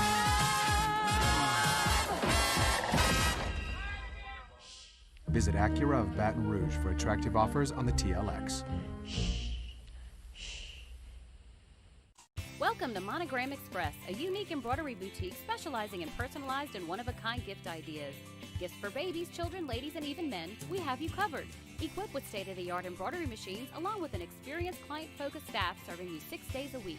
Check out the area's largest selection of letters, designs, and thread colors. We're your one-stop embroidery shop, handling personal, corporate, team, and school logos, and you're welcome to bring in your own items. Conveniently located at 2109 Veterans. Monogram Express makes your ordinary gifts extraordinary. In insurance, it's our job to handle storms. And though coronavirus is a storm different than most, the agents, adjusters, and employees at Farm Bureau Insurance stand ready to extend a hand, love our neighbors, and work earnestly to serve our customers and communities. Our mission hasn't changed, so our work does not stop. If you need us, call your local agent, use the claims hotline, or visit us online. Be safe, stay healthy, keep Louisiana strong. If Raising Cane's secret cane sauce was the end zone, no one would ever lose a game. Crispy crinkle-cut fries, touchdown. Buttery Texas toast, touchdown. Hand-battered cooked-to-order chicken fingers, touchdown. Freshly made tea and lemonade, well, you get the point. Go for the win this game day with Cane's. Raising Cane's chicken fingers, one love. You're watching Game Time on YourView. For more in-depth coverage of the top players around, recruiting updates, behind-the-scenes access, and more, check out yourview.com. There you look at your first half stats, kind of the interesting statistic. Look at the time of possession. You would think, Jason, that Acadiana probably feels, you know what, we should be up more than 3 points at this point. Yeah, I mean, they held the ball, but just couldn't finish some of those drives. We saw them get stopped on that long first drive, and then who said field goal kickers weren't important? Yeah. You know, 3-0 is carrying this game, and I don't expect this to be an offensive explosion. I think the rest of this second half is going to be a grind to see who gets into this state championship game. But you get the feeling, Jason, that one long run by either one of these two teams could be a backbreaker. Well, and Destrehan had a big run, and it was called back by Razon Keller, and that was really the biggest offensive play they had of the first half. There you look at Marcus Scott. He needs to get his offense going. They did not score an offensive touchdown last week. Destrehan didn't score an offensive touchdown against Acadiana last year. So they got to get the offense figured out. And I think they got to give Jai Eugene a little bit more trust in the passing game. I really believe they can take advantage with some of these wide receivers they have. Lee on the return. And another nice return by the freshman. My goodness, is he going to be tough to stop. 35 yards. Let's go down to the field. And Kate Thomas. I asked Coach Scott what his Wildcats need to do coming out of the half. He said, well, we get the ball back, and these players, they've got to play to their full potential. In order to beat the best, you've got to be the best, and that's what he wants to see from his team right now. I agree with you, Jason. I mean, they're going to be throwing into the wind this week, but they got some talented wide receivers. And if Eugene can connect with Bullock, Blood, or Robinson, those guys have the ability, when in space, to make big plays. Granted, you're going up against a really good defense, so easier said than done. Eugene will run it, and he'll go nowhere. In fact, he'll lose a yard. Yeah, I mean, thus far, the game plan for Destrehan has been pretty simple. I mean, they've really simplified this offense. They're using Jai Eugene more as a runner. That's probably about the 7th or 8th carry he's had tonight at least. And, you know, they're continuing to try to ground and pound. So they're trying to, you know, really utilize the same game plan as Acadiana, except that they run it out of the spread as opposed from up under the center. Destrehan didn't really have good field position either in the first half as well. That's a great point, and they were starting and didn't want to really open this offense up deep in their own end zone or territory. Fake the pitch to Lee. Eugene keeps it, and Eugene has been the main ball carrier, and he only gets 2. And all of a sudden, it's 3rd down and long as Acadiana playing well defensively as expected. 35, Larry Lewis. 8 rushes for 20 yards for Eugene. Well, now Eugene's got to make something happen with his arm, I think. Well, let's see if they give him a chance. have trust in him to push the ball down the field. He's going deep. Man, wide open. He had two guys that were open, and he missed both of them. But Daniel Blood was open in the middle of the field, and it's a 3-and-out for the Acadiana defense. Well, he had pressure in his face and really didn't get to sit as long as he wanted to throw this football. But watch right here. You see the pressure coming in his face, and he just, that almost could have been a late hit there, but just forcing that ball down the field a little bit sooner than he wanted to. But you're right, Jeff. He had two guys open, and I think that's the matchup that Destrehan needs to consider. I mean, those guys really blew past those defensive backs. Flannery punting into the win, and on the return, it's Muntz to the 36. Muntz on the return. He's electrifying as well. 35-yard punt, 11-yard return. Braylon Charles on the tackle. Muntz, a two-sport athlete, really good baseball player. Former commitment to the Raging Cajuns. And there you look at him as a free safety for Acadiana, and then an outstanding center fielder for the Wrecking Rams. So he's got some decisions to make as far as what he wants to do with his career, but had a big game against John Curtis where he intercepted a couple of passes. From the 36-yard line, the Acadiana offense, and Jeremiah Brown's got a first down into Destrehan territory. 18-yard run for the junior QB. Yeah, this is the play that's been successful for Acadiana. Just a little reverse pivot out of that veer. And when Jeremiah Brown gets going north and south, that's when this offense is at their best. You know, hitting it straight into the gap there. Not getting pushed out, forced out wide. That's the third time tonight I've seen Tyven Zeno really make a nice block downfield. And here goes Acadiana now, just taking their time, not really in a big hurry. Man, a two-score game might be too much for Destrehan to overcome. They gotta keep them out of the end zone. Brown again, basically the same play. And Brown is loose. Inside the 20 with a blocker in front of him. Did he get in? No, he's down at the 1-yard line. 47 yards for Jeremiah Brown. And Jeremiah Brown is pleading that, look, my knee never touched the ground. I was on top of the defender and rolled into the end zone, but nevertheless, what a great play. This kid is really getting going now.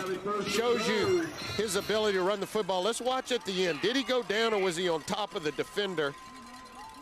Man, I think that's a touchdown. That should have been a touchdown, you're right. And there's a blocker underneath Morton. That's quite a pile up at the goal line. Let's see if his leg touches. That's close. I couldn't really tell. The first angle looked like he was in the end zone.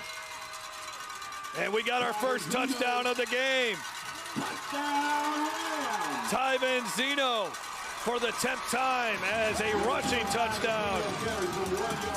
And now Acadiana has stretched its lead to 9-0. Again, that's the dive, the quick dive right up the middle. And again, this drive, a lot of credit to Jeremiah Brown finding those running lanes right off guard there.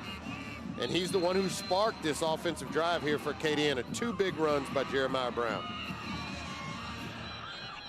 Extra point try coming up. Jesus Martinez. And Martinez's kick is through the uprights. Great start to the second half for Acadiana. As Zeno, a leader of that Wrecking Rams offense, gets into the end zone. Destrehan has some work cut out for him. When I get back to Baton Rouge, I get in my Bluesmobile and I drive right on down to Partner's Barbecue. And you know what I do? I get me some ribs, all tender too. Some baked beans, some potato salad, some smoked sausage. You got to come on down to Partner's Barbecue, yeah. That's what I'm talking about. Around here, we like things local, very local. Get the home field advantage when buying or refinancing your home with the local mortgage lending experts. NOLA Lending Group, a division of Fidelity Bank. NOLA Lending, now the proud mortgage lender of your New Orleans Saints. You're watching Game Time on YourView. For more in-depth coverage of the top players around, recruiting updates, behind-the-scenes access, and more, check out YourView.com.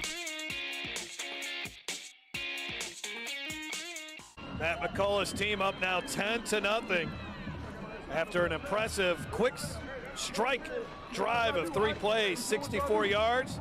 As you look at the ITI Technical College scoring drive, only took a minute 20 off the clock.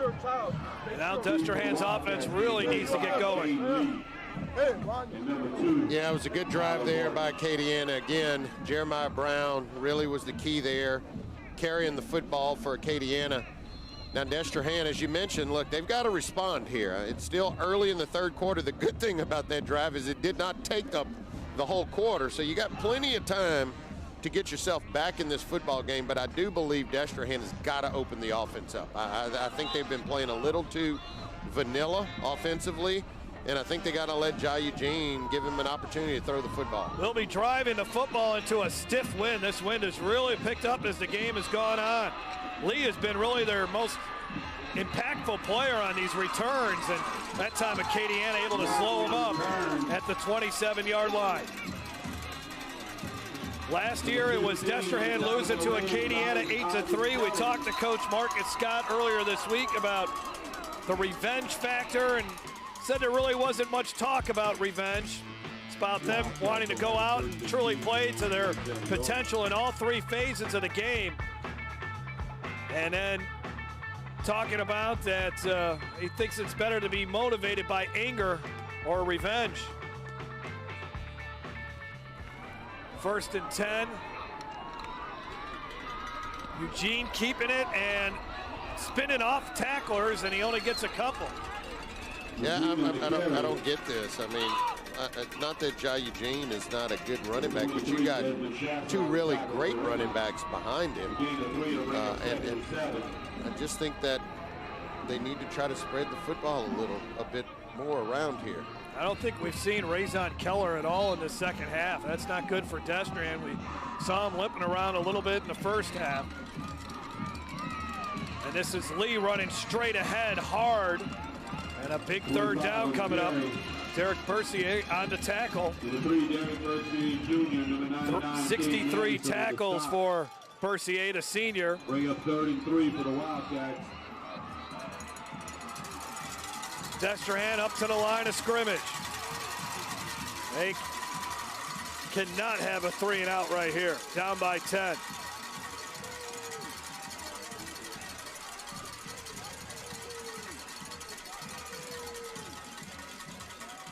Keller gets it, and he's met by Bercier.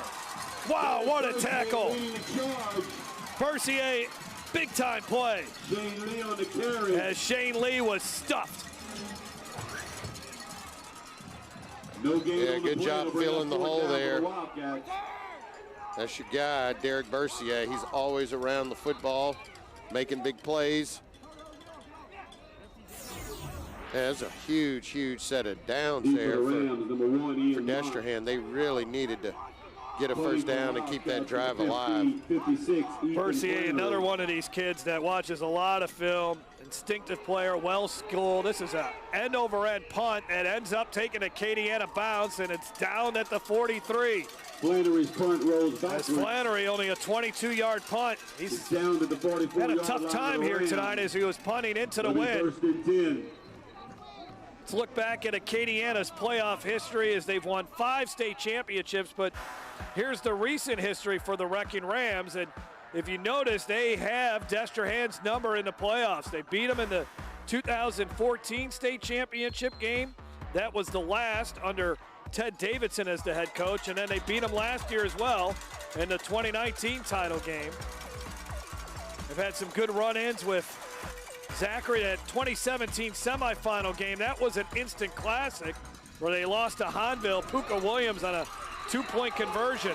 And look at this run, great run by Zeno. And Acadiana's back in Destrehan territory after a 13-yard run. And the Wildcats, they're about ready to take a standing 8 count at this point. They are on their heels. Well, you saw Coach McCullough there. They're starting to feel it offensively a little bit. You know, Great blocking. They're starting to get some chunk plays here in the run game.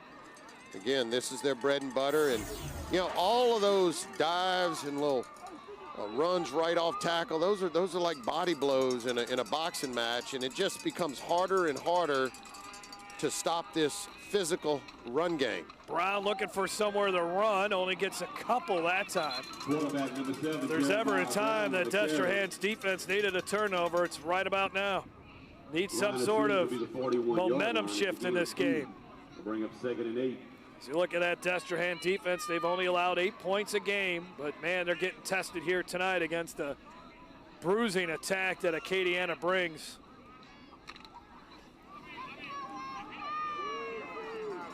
The winner will face the winner of Alexandria and West Monroe on December 30th in Natchitoches. It'll be the final game of the Prep Classic, as the 5A game always closes things out. Nice hit by Morton, but Wiggins, a nice run, close to a first down marker. It'll be 3rd down and short here for Acadiana. Wiggins, good run, a little slow getting up. He really got hit hard right at the end of that play there, and you can see he's a little winded. He got stuck pretty hard. Probably run him out of the game here, but watch a great run, good vision, good cutback, but watch here, just got stuck right there. That's a heck of a tackle there by Tyler Martin. That's a safety coming in and filling a hole like that. It looks like Wiggins is still trying to catch his breath. 3rd down and 1. Dive play, easy first down for Zeno, even though he gets turned back at the 30-yard line.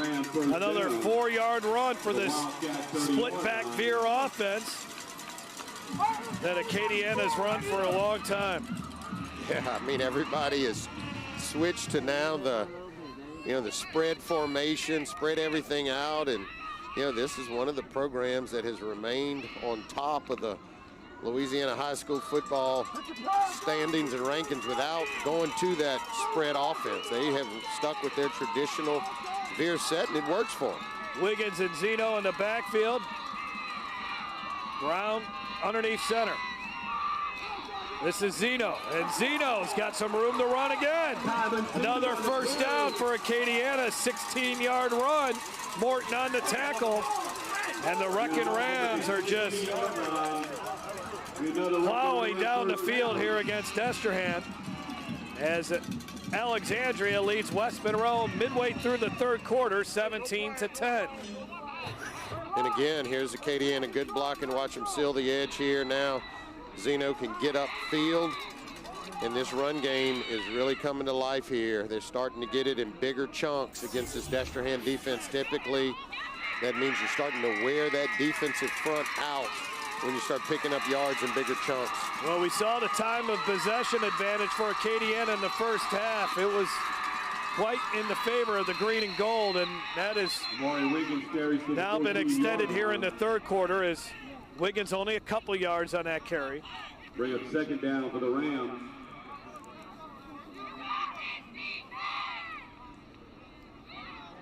Ball now marked at the 15-yard line. And there's no doubt here, Jeff, I mean, Destrehan has to hold Acadiana to at least a field goal for them to have a shot. I mean, if they go up 3 scores, it becomes really difficult here. Acadiana operated in the ITI technical red zone, and now Destrehan. They jumped off sides. I mean, again, that's just, I think they're starting to get worn out a little bit. Dead ball. Encroachment. Number 35, Destrehan. 5-yard penalty. Still 2nd down. 7 penalties now for Destrehan for 60 yards. They got hit with some big penalties in the first half, that a couple of 15-yarders and one that negated a long run by Keller. This is actually 2nd and 3, not 2nd and goal. 2nd and 3 inside the 10. Run right up the middle, we have a flag though. Flag on the play.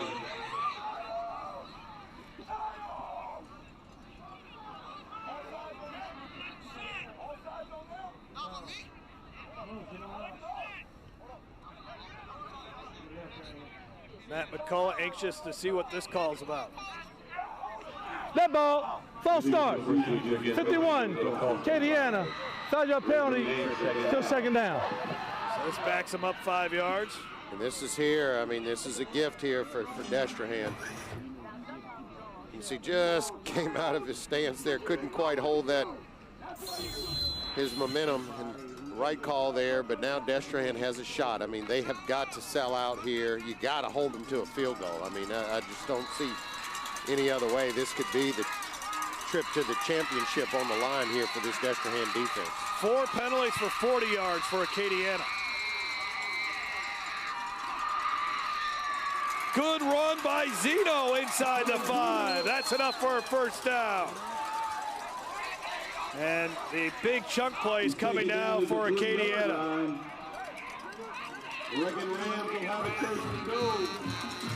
Just blowing them off the line of scrimmage, Jason. Yeah, I think they've just worn them out here. I mean, they're just the plays that were not going for many yards in the first half, or now you're starting to get 5 and 6 a play, and that's what Acadiana does to you. And they will stick with this running game. That's their DNA. That's their nucleus. 16 rushes for 107 yards for Zeno. Destrehan needs a turnover. That's what they need. They need the ball to be on the ground here. Pile before the goal line. 2nd and goal as Zeno is stopped there on his 17th carry. Bring up 2nd and goal. Under 2 minutes to go in this third quarter. Another third quarter dominated by Acadiana holding the football. Destrehan, 2 possessions, and they have failed to pick up a first down. Yeah, I mean, Destrehan's got to try to strip this ball out, do everything they can to try to create a turnover here to keep them in this football game. Marcus Scott hoping. Saw his John Ehret team in 2018 losing the semifinals to West Monroe. There you go, another good stop. Yeah, I don't think Zeno, even with the 2nd and 3rd effort, got in there, and he did not, and it's 3rd and goal. I think this time they're going to let number 7 keep the ball, but I think there was good penetration here by Destrehan. Yeah, that's a great stop there, and just did not let him get in there. He didn't give up, though, did he? No. I think if I'm Acadiana, I'm going to keep the ball in number 7's hands. He's such a big guy at the quarterback position. Zeno and Wiggins in the backfield. Wiggins gets it, and he should have gotten in there, and he did. Touchdown, Acadiana, as they extend their lead to 16-0. That is the 8th rushing touchdown for Wiggins, 10th of the season. Yeah, you can see there, he just broke the plane there, and good job taking it off the weak side there by Amari Wiggins and getting it across the goal line. And this is going to put Destrehan in a difficult situation. They'll be down by 3 scores going into the, well, assuming they make this extra point. I mean, this could be a key block here, and you could keep it to a 2-touchdown margin. It's an important extra point. And it's through the uprights. Acadiana up 17-0. The Wrecking Rams offense. So tough to stop. Destrehan needs to get something going.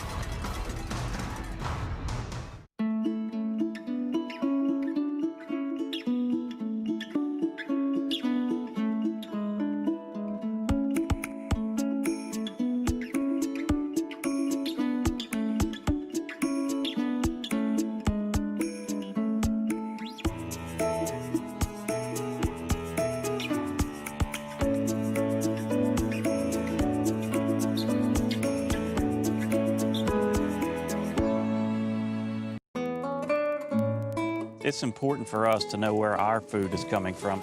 Our customers love to eat, love to cook, so we wanted the best olive oil in the world. We press these olives within 24 hours to produce the best quality possible. My great-grandfather came from southern Italy. It's really exciting to partner with other family businesses, such as the Bono family. Family to family is a great combination. Acadiana scored 2 touchdowns in this third quarter, and Marcus Scott's team is now down by 17. Jeff Palermo, Jason Aquare, and Kate Thomas here on a cold night in Acadiana. Amari Wiggins is running hot, though. Just got into the end zone, 8 plays, 56 yards, and there's a time-consuming drive for Acadiana. It took over 6 minutes off the clock. Scoring drives brought to you by ITI Technical College. Martinez has it teed up. Last time he'll kick with the wind at his back. That's the one good thing for Destrehan going into the fourth quarter. They'll have the win at their back, and maybe they can get their passing game going and get something going.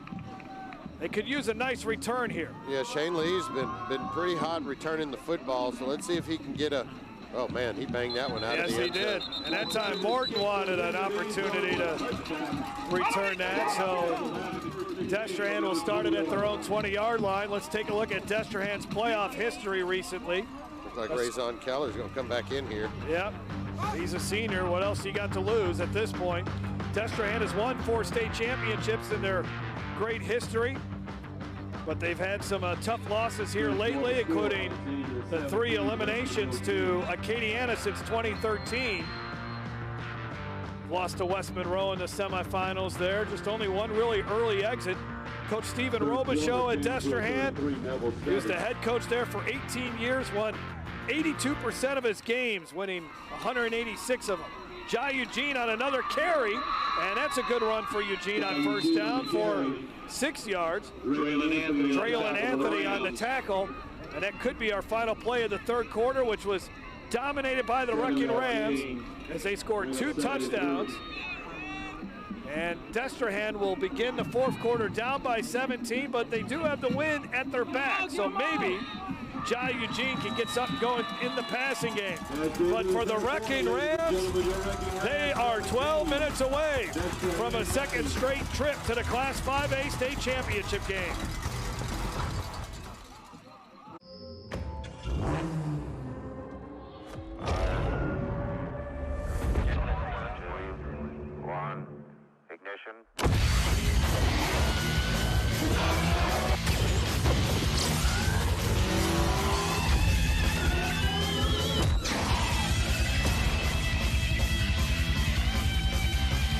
Visit Acura of Baton Rouge for attractive offers on the RDA.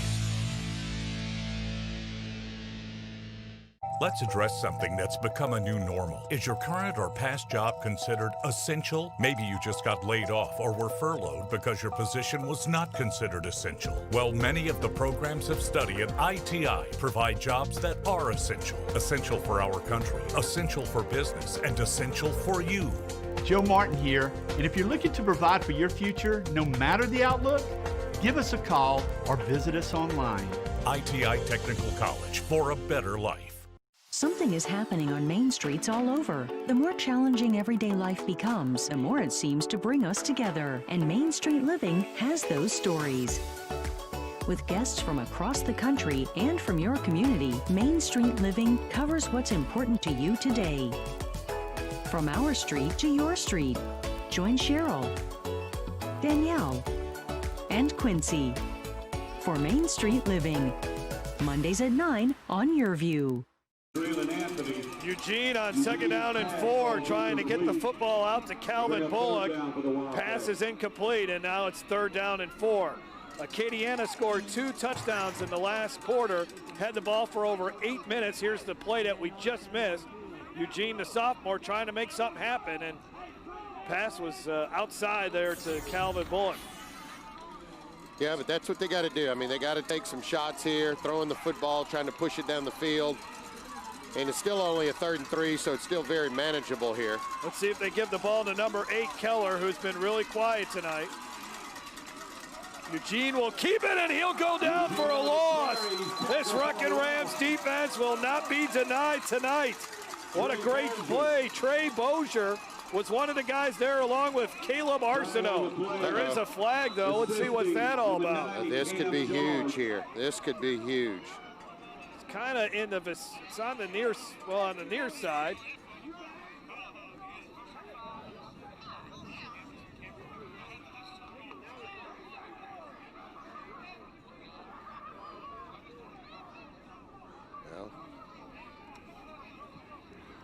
Dead ball. Personal foul. Number 71, Destrehan. Half the distance to the goal line. 4th down. Now this is where the announcer says the frustration is mounting for Destrehan. Eli Taffy, a senior.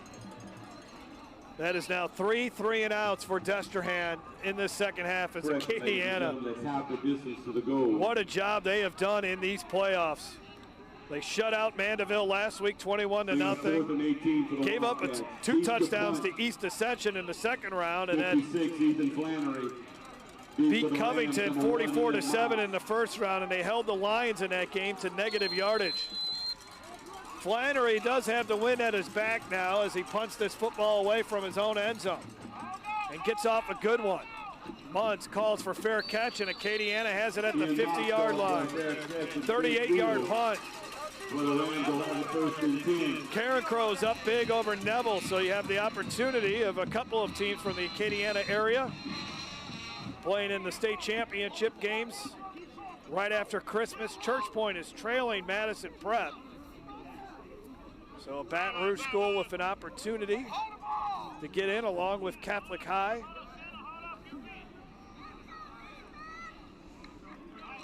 Wrecking Rams from their own 50-yard line, or from the 50-yard line.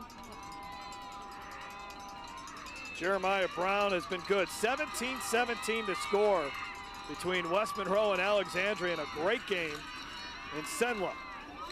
Brown, tough run here for 8 yards. And when you keep going 3 and out offensively, Jason, just tough for this defense to catch its breath and try to regain a little bit of its strength. Yeah, I mean, it just becomes tough. And again, this running game is just like body blow after body blow, and it becomes harder and harder. Yeah, I think the disappointment here for Destrehan is they just haven't been able to get anything going offensively. It just has not clicked for 2 weeks. And that's just not a part of the game that you can have let you down trying to get into a deep run into in the state championship. Jeremiah Brown, 10 carries, 92 yards. Wiggins carried here for only 2. Coach Marcus Scott said they needed to match Acadiana's physical play. Acadiana has just been, I would say they matched it in the first half, Jason, even though they were on the field for defensively for most of that first half, but they have just been worn down by this fear attack from the Wrecking Rams. Yeah, they really have. And you see Coach Scott obviously very, very disappointed, probably a little frustration too. You know, really thinking that they had an opportunity to play well on both sides of the ball tonight. Trying to strip that ball loose, but wow, what a great job by Wiggins to hang on to it. And he ended up picking up about 8 yards. Look at this. Wiggins just hanging on to this ball, would not give it up as Kelvin Lee was trying to strip it out of there. 258 yards on the ground now for Acadiana, and it's kind of what they do to you. They'll just pile up those rushing yards. Acadiana's won 12 straight games here at home. Tough place to beat them. Again, their only loss was on the road to Catholic High. Against John Curtis earlier this year, they rushed for 306 yards. Gives you an idea of what this Acadiana offense can do. Timeout called by the Rams, 9:18 to go. They're in control over the Destrehan Wildcats. This is Game Time on Yearview.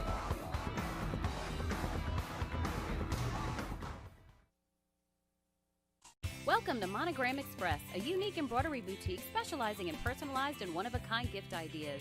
Gifts for babies, children, ladies, and even men, we have you covered. Equipped with state-of-the-art embroidery machines, along with an experienced client-focused staff serving you 6 days a week. Check out the area's largest selection of letters, designs, and thread colors. We're your one-stop embroidery shop, handling personal, corporate, team, and school logos, and you're welcome to bring in your own items. Conveniently located at 2109 Veterans. Monogram Express makes your ordinary gifts extraordinary. Lightspeed Motorsports, the best selection of Kawasaki's, ATVs, motorcycles, utility vehicles, and watercraft.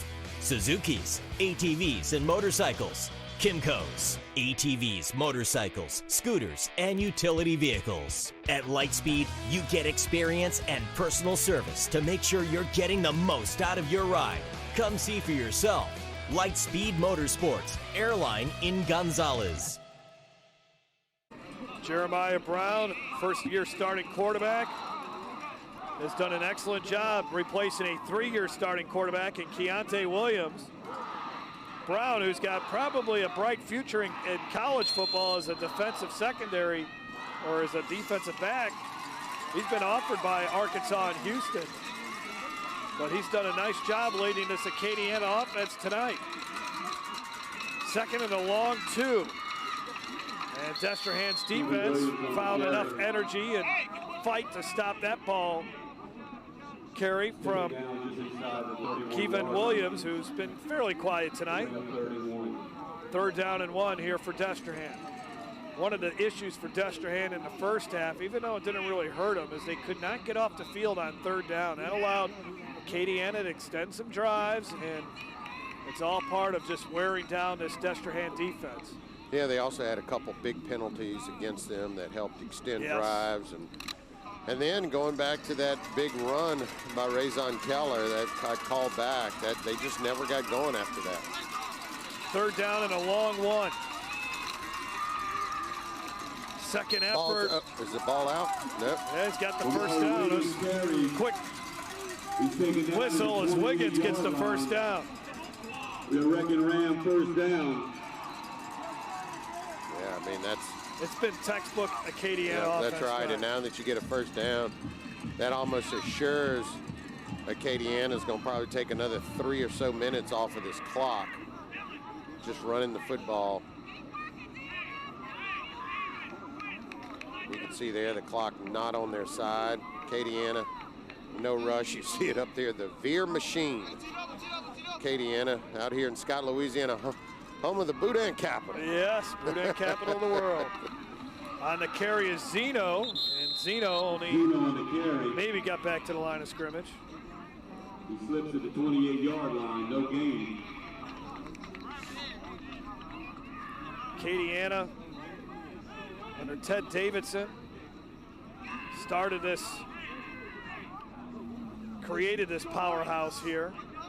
Acadiana had not won a state championship until they won their first one in 2006. There's a look at Coach Ted Davidson, who won 154 games. He's in the Louisiana High School Hall of Fame. Won state titles in 06, 2010, 13, and 14. A couple of runner-ups in there as well in 05 and 07. Brown, a nice run. And then he is stood up by Gibbs along with Quentin Clark. Quentin Clark says he has the football, but I don't think the officials are going to give it to Destrehan.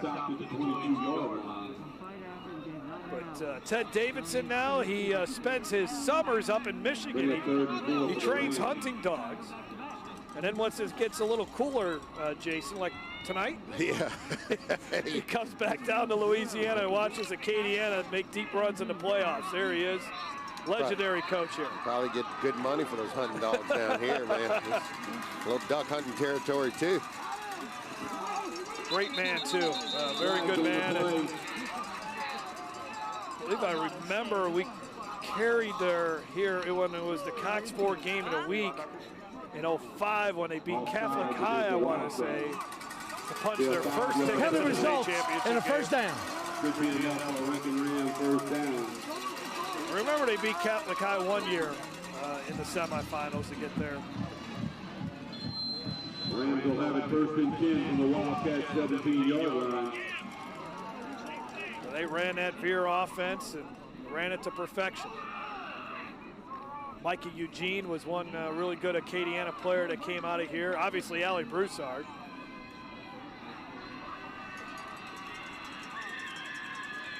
Halfway through this 4th quarter.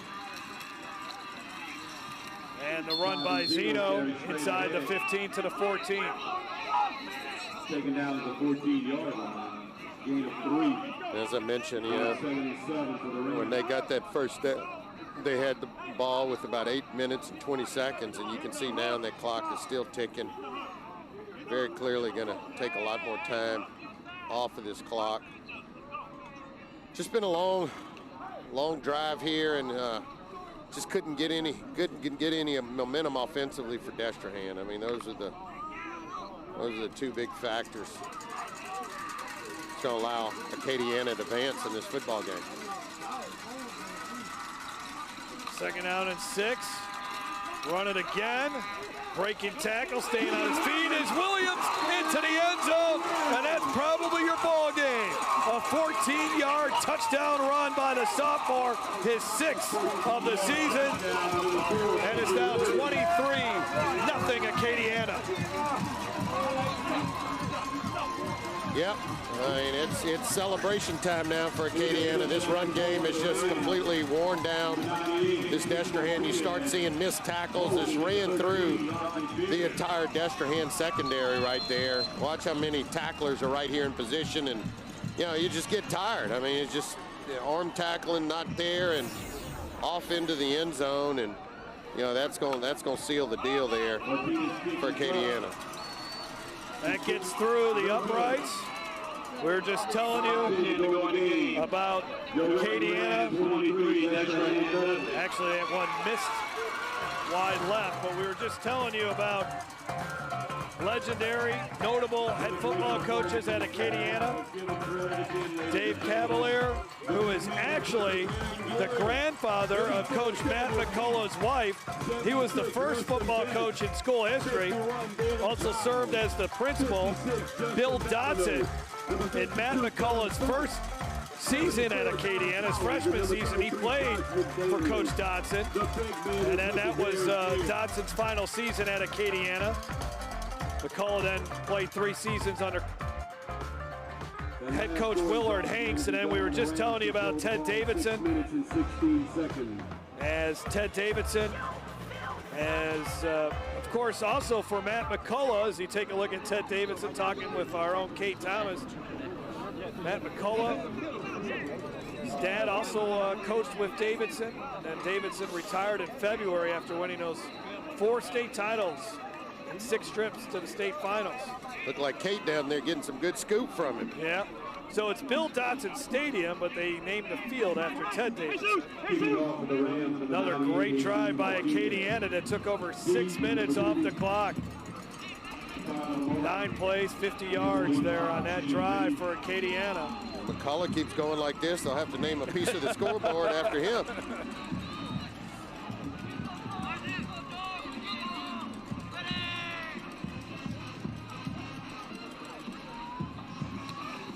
Squib kick. Don't want to have Destrehan get a big return here. And down to the 31. Let's send it down to the field. Kate Thomas has more on Ted Davidson.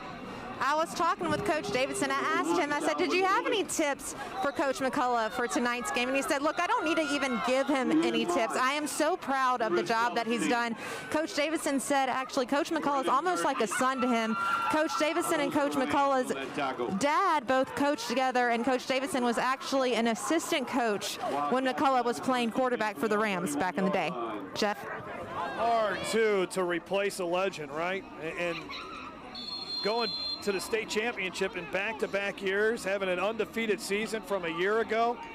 I mean, Coach Matt McCullough has done it. And, we've spoken to Coach McCullough. He's kind of a low-key kind of guy, and so was Ted Davidson. I mean, Ted Davidson's not a major ego or anything like that. I mean, these guys just kind of get to work, and their teams have that workman-like attitude. Eugene throwing a bomb into double coverage, and it is intercepted.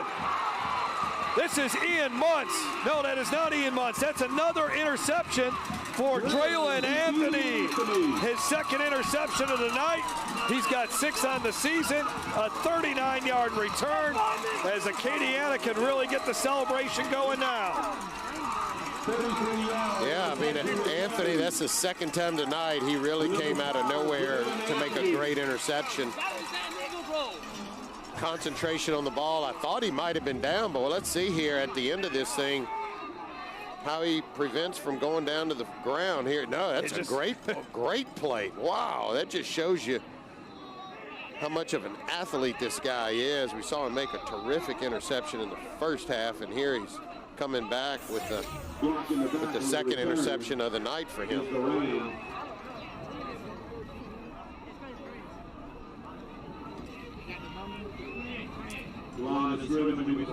There was a holding penalty on the return, so that will back Acadiana up back into their own territory, but doesn't really matter.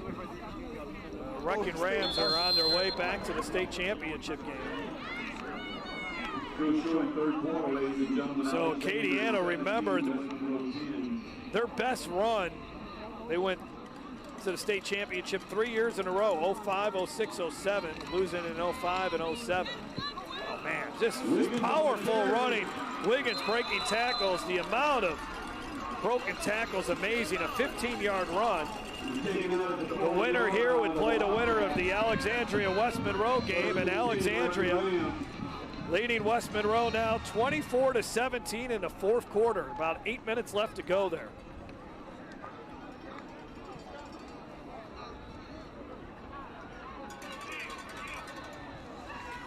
Yeah, again, I mean, hats off to Acadiana. They stuck with their game plan. They were able to, you know, fight through a first half where the run game really didn't come to fruition. But this second half, it's been a completely different story. And then you talk time of possession, they've just dominated and controlled this football game from the opening whistle. 39 here on this first down. Not many negative plays. In the first half, Destrehan would get a couple of tackles behind the line of scrimmage, but Acadiana getting 5, 6, 7 yards now, pretty much nearly every carry. I mean, the time of possession in this 48-minute game, I mean, it's going to be something extensive. I mean, Acadiana's probably had the ball for 30 to close to 35 minutes in this game. Yeah, they've completely dominated. I mean, the Destrehan offense just could never put a series or a drive together in this game. I mean, they've held them to minimal yardage. 0 first downs in the second half for Destrehan. Yeah, it's hard to win a football game. Oh, it is. Like that. They had the one big run by Razon Keller, and again, that was negated by a penalty. They would have had it first and goal at the 1, but that was it. That's pretty much it as far as Destrehan goes offensively. It's been a tough night for the sophomore quarterback, Jai Eugene. I know it's going to be a disappointment for Destrehan again this year, but I'll tell you, man, they got one heck of a nucleus to build off of. Yeah. And the sophomore quarterback, a freshman running back, and Shane Lee that looks promising, a defensive front. Some of them are returning. I mean, this is going to be a team to look out for here. They'll have 4 offensive linemen back next season as well, as Omari Wiggins just continues to keep running well. Spoke with Matt McCullough earlier this week. And this is what he told us when we asked him about getting back to the state championship game. Exciting thing for the community, exciting thing for the kids. All the crazy stuff going on this year would be really big for this community, for the area of Scott, and for Acadiana High School. One thing these two coaches both said to us heading into the week, they really relished the opportunity here to play in this game. Again, all the concern going into this year, really over the summer, on whether we would have a high school football season. And even here we are a week before Christmas still playing. These kids really like the fact that they had the opportunity. As Wiggins, his 16th carry, he's got about 74 yards rushing in this game, brought behind the line of scrimmage there. Under 2 minutes to go, as Acadiana in no hurry to run off too many more plays.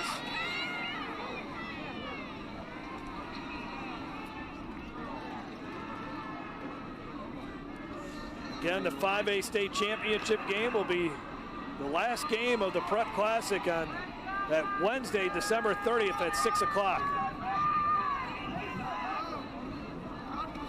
The limited capacity. Good run here by Williams. Could he get another one? Inside the 10, down to the 6-yard line.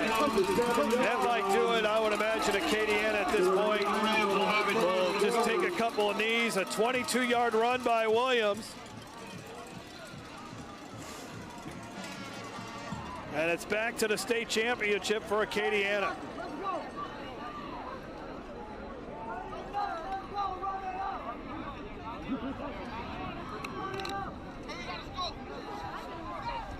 Yeah, Acadiana really putting their closing stamp on this football game. Getting back to the state finals and no stranger for appearing there. Well, they'll run a play here with Williams and got hammered. Great tackle by Gibbs.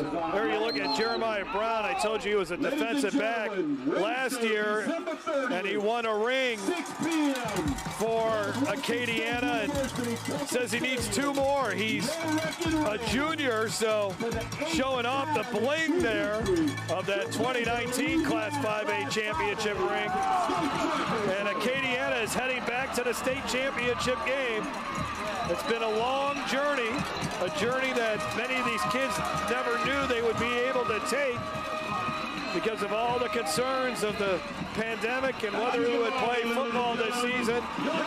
But all the protocols, all the workouts, all the struggles throughout the season, it's been all worth it right here tonight as Acadiana, a convincing 23-0 win over Destrehan as the Wrecking Rams continue to have Acadiana's, or I should say the Wrecking Rams continue to have Destrehan's number in the playoffs. What a night for that young man there. 2 interceptions. 2 interceptions for Drawlin Anthony. Look at Bercier. He had a great game, making tackles all over the field. Feel for that guy, man. He's such a good player, Dylan Gibbs. Left it all out there. Concerning the state championship game. Let's take a look at our plays of the game. There wasn't really one big play in this contest, but things started to open up for Acadiana when Jeremiah Brown got it going. Yeah, this was the drive that really opened up the offense. He just took this ball, reverse pivot, and getting into the open field, and he was the one to get them down and get their first touchdown. And then that just kind of opened up the lid there. And then this offense started clicking. They started running the football, but it was those 2 plays right there as you see Wiggins ultimately get into the end zone. Great job by the junior quarterback. Again, replacing a really good quarterback that Acadiana had here for 3 years in Keontae Williams. And to lead Acadiana back to the state championship game, this team suffered a tough loss to Catholic High in week 7, but that was probably the best thing for this team, to get the taste of a defeat again. And now they're headed back to the state championship game. We'll send it down to Kate.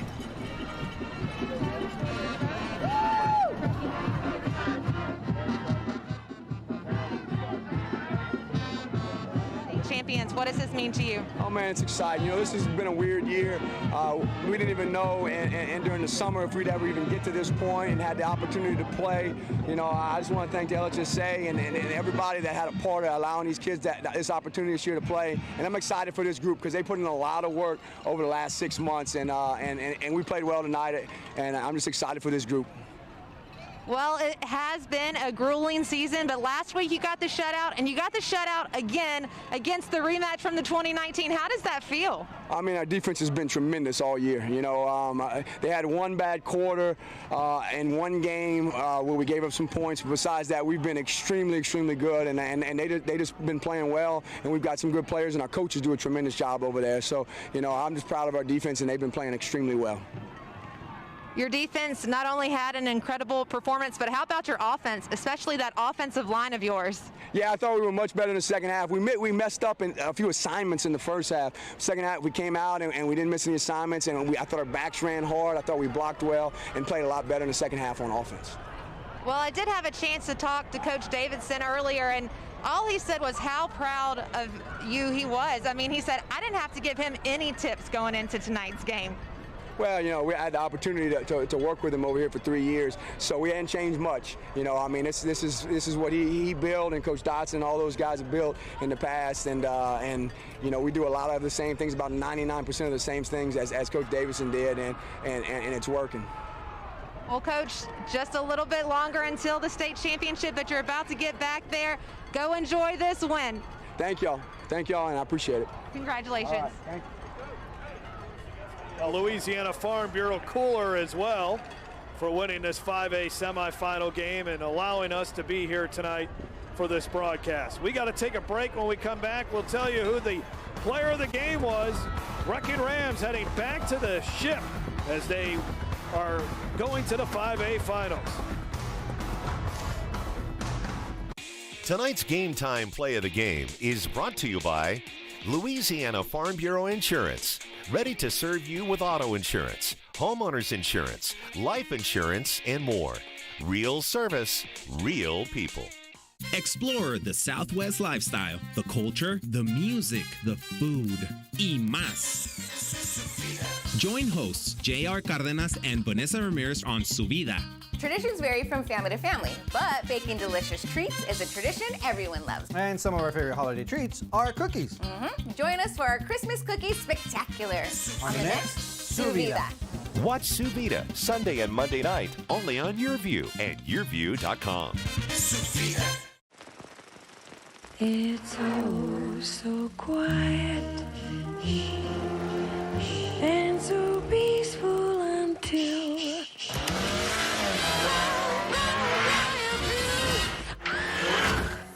when you fall in love.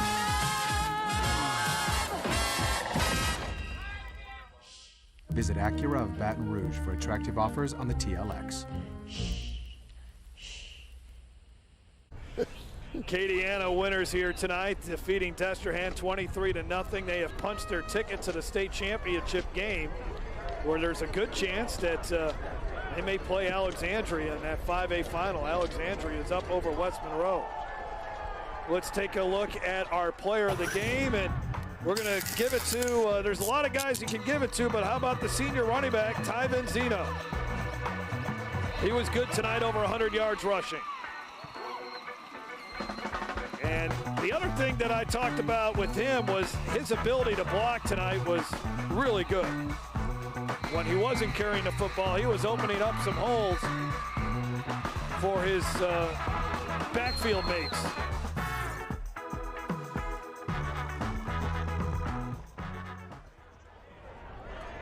So this is what the 5A bracket looks like now, and with 4 minutes to go in Alexandria, the Trojans leading West Monroe 31-17.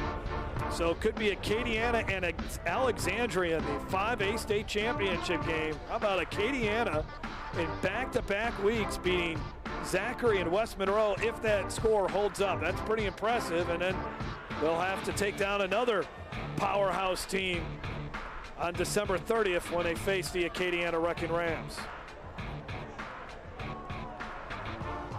All right, before we head out tonight, we still got to take another break, but we do want to recognize an important member of our staff that the man you're seeing here on the screen is Eric Coleman. Eric is the market manager and executive producer of Game Time in the Louisiana market. Eric has been working at Cox for 26 years as of yesterday, and he's been behind the scenes on the Game of the Week for the past 20 seasons. Tonight is Eric's last broadcast with us as he's moving on to the wonderful world of retirement. So on behalf of the entire Game Time crew, we want to say thank you, congratulations, and happy retirement. And if you get bored, we know that there's a guy that could use some extra assistance this time of the year. He goes by the name of Old St. Nick. He has a pretty big production coming up, and I'm sure he can use a pretty good helper. So what do you think, Eric? You got some time on your hands now. Oh, man, Eric, I appreciate everything. Man, you've not been just great to work with, but you've been an extraordinary friend and kind of taught me a lot about the business. So, Eric, good luck and congrats with retirement. And thank you for the friendship, Eric. It's been a pleasure, and the game will not be the same without you. We'll be right back, and we'll wrap it all up from Acadiana when we come back.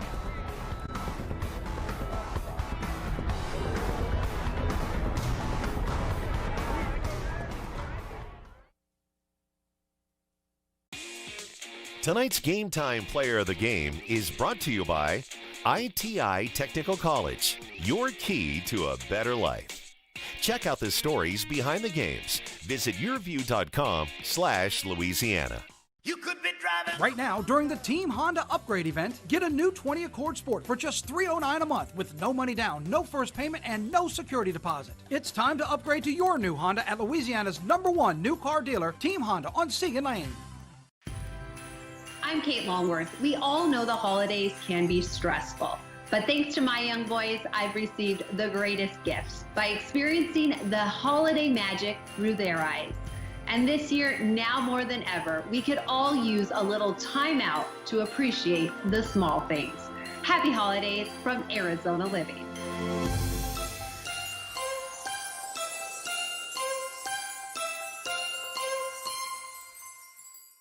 Hi, we are live with the PPTV network, where one of the top athletes is about to make his important decision. We know his character, and nothing will hold him back. I'm glad to have my family and friends here for this choice. It's more than my career. It will affect the rest of my life.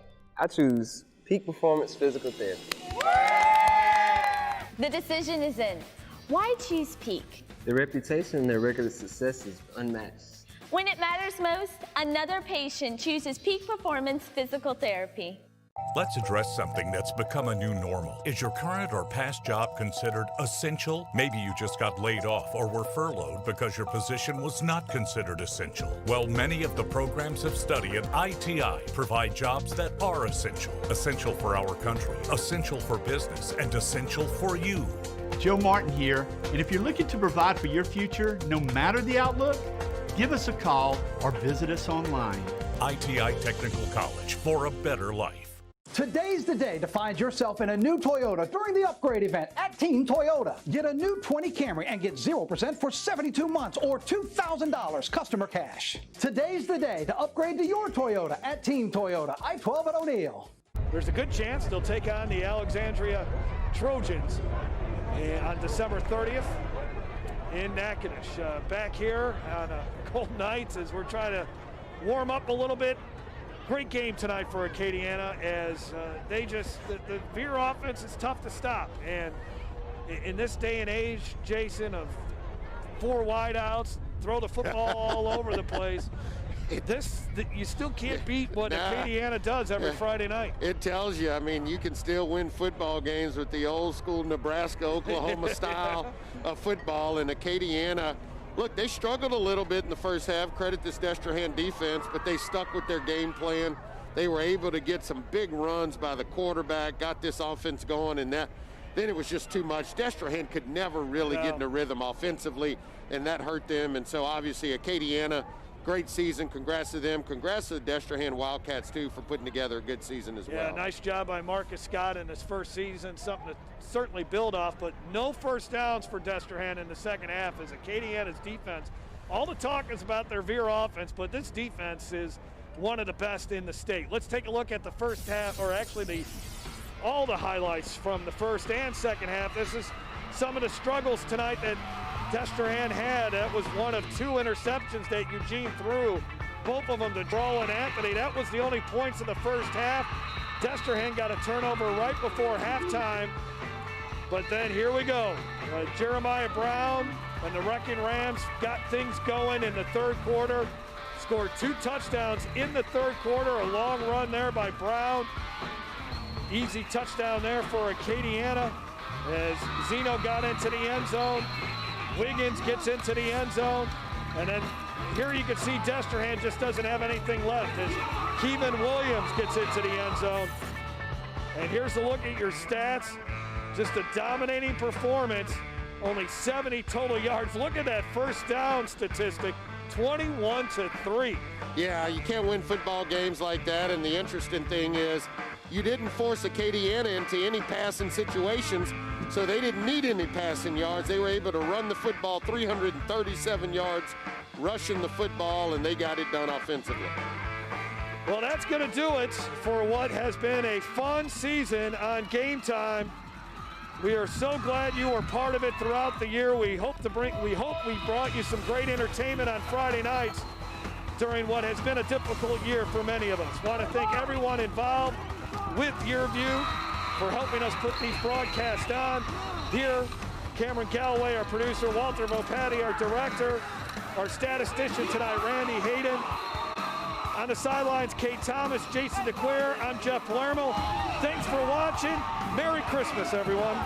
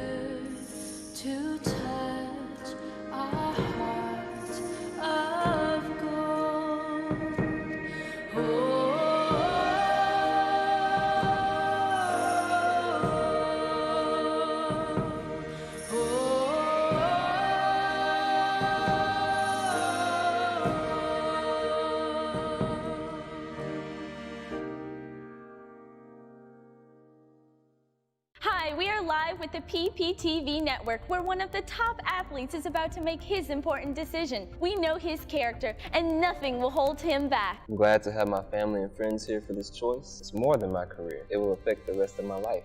I choose Peak Performance Physical Therapy. The decision is in. Why choose Peak? The reputation and their record of success is unmatched. When it matters most, another patient chooses Peak Performance Physical Therapy.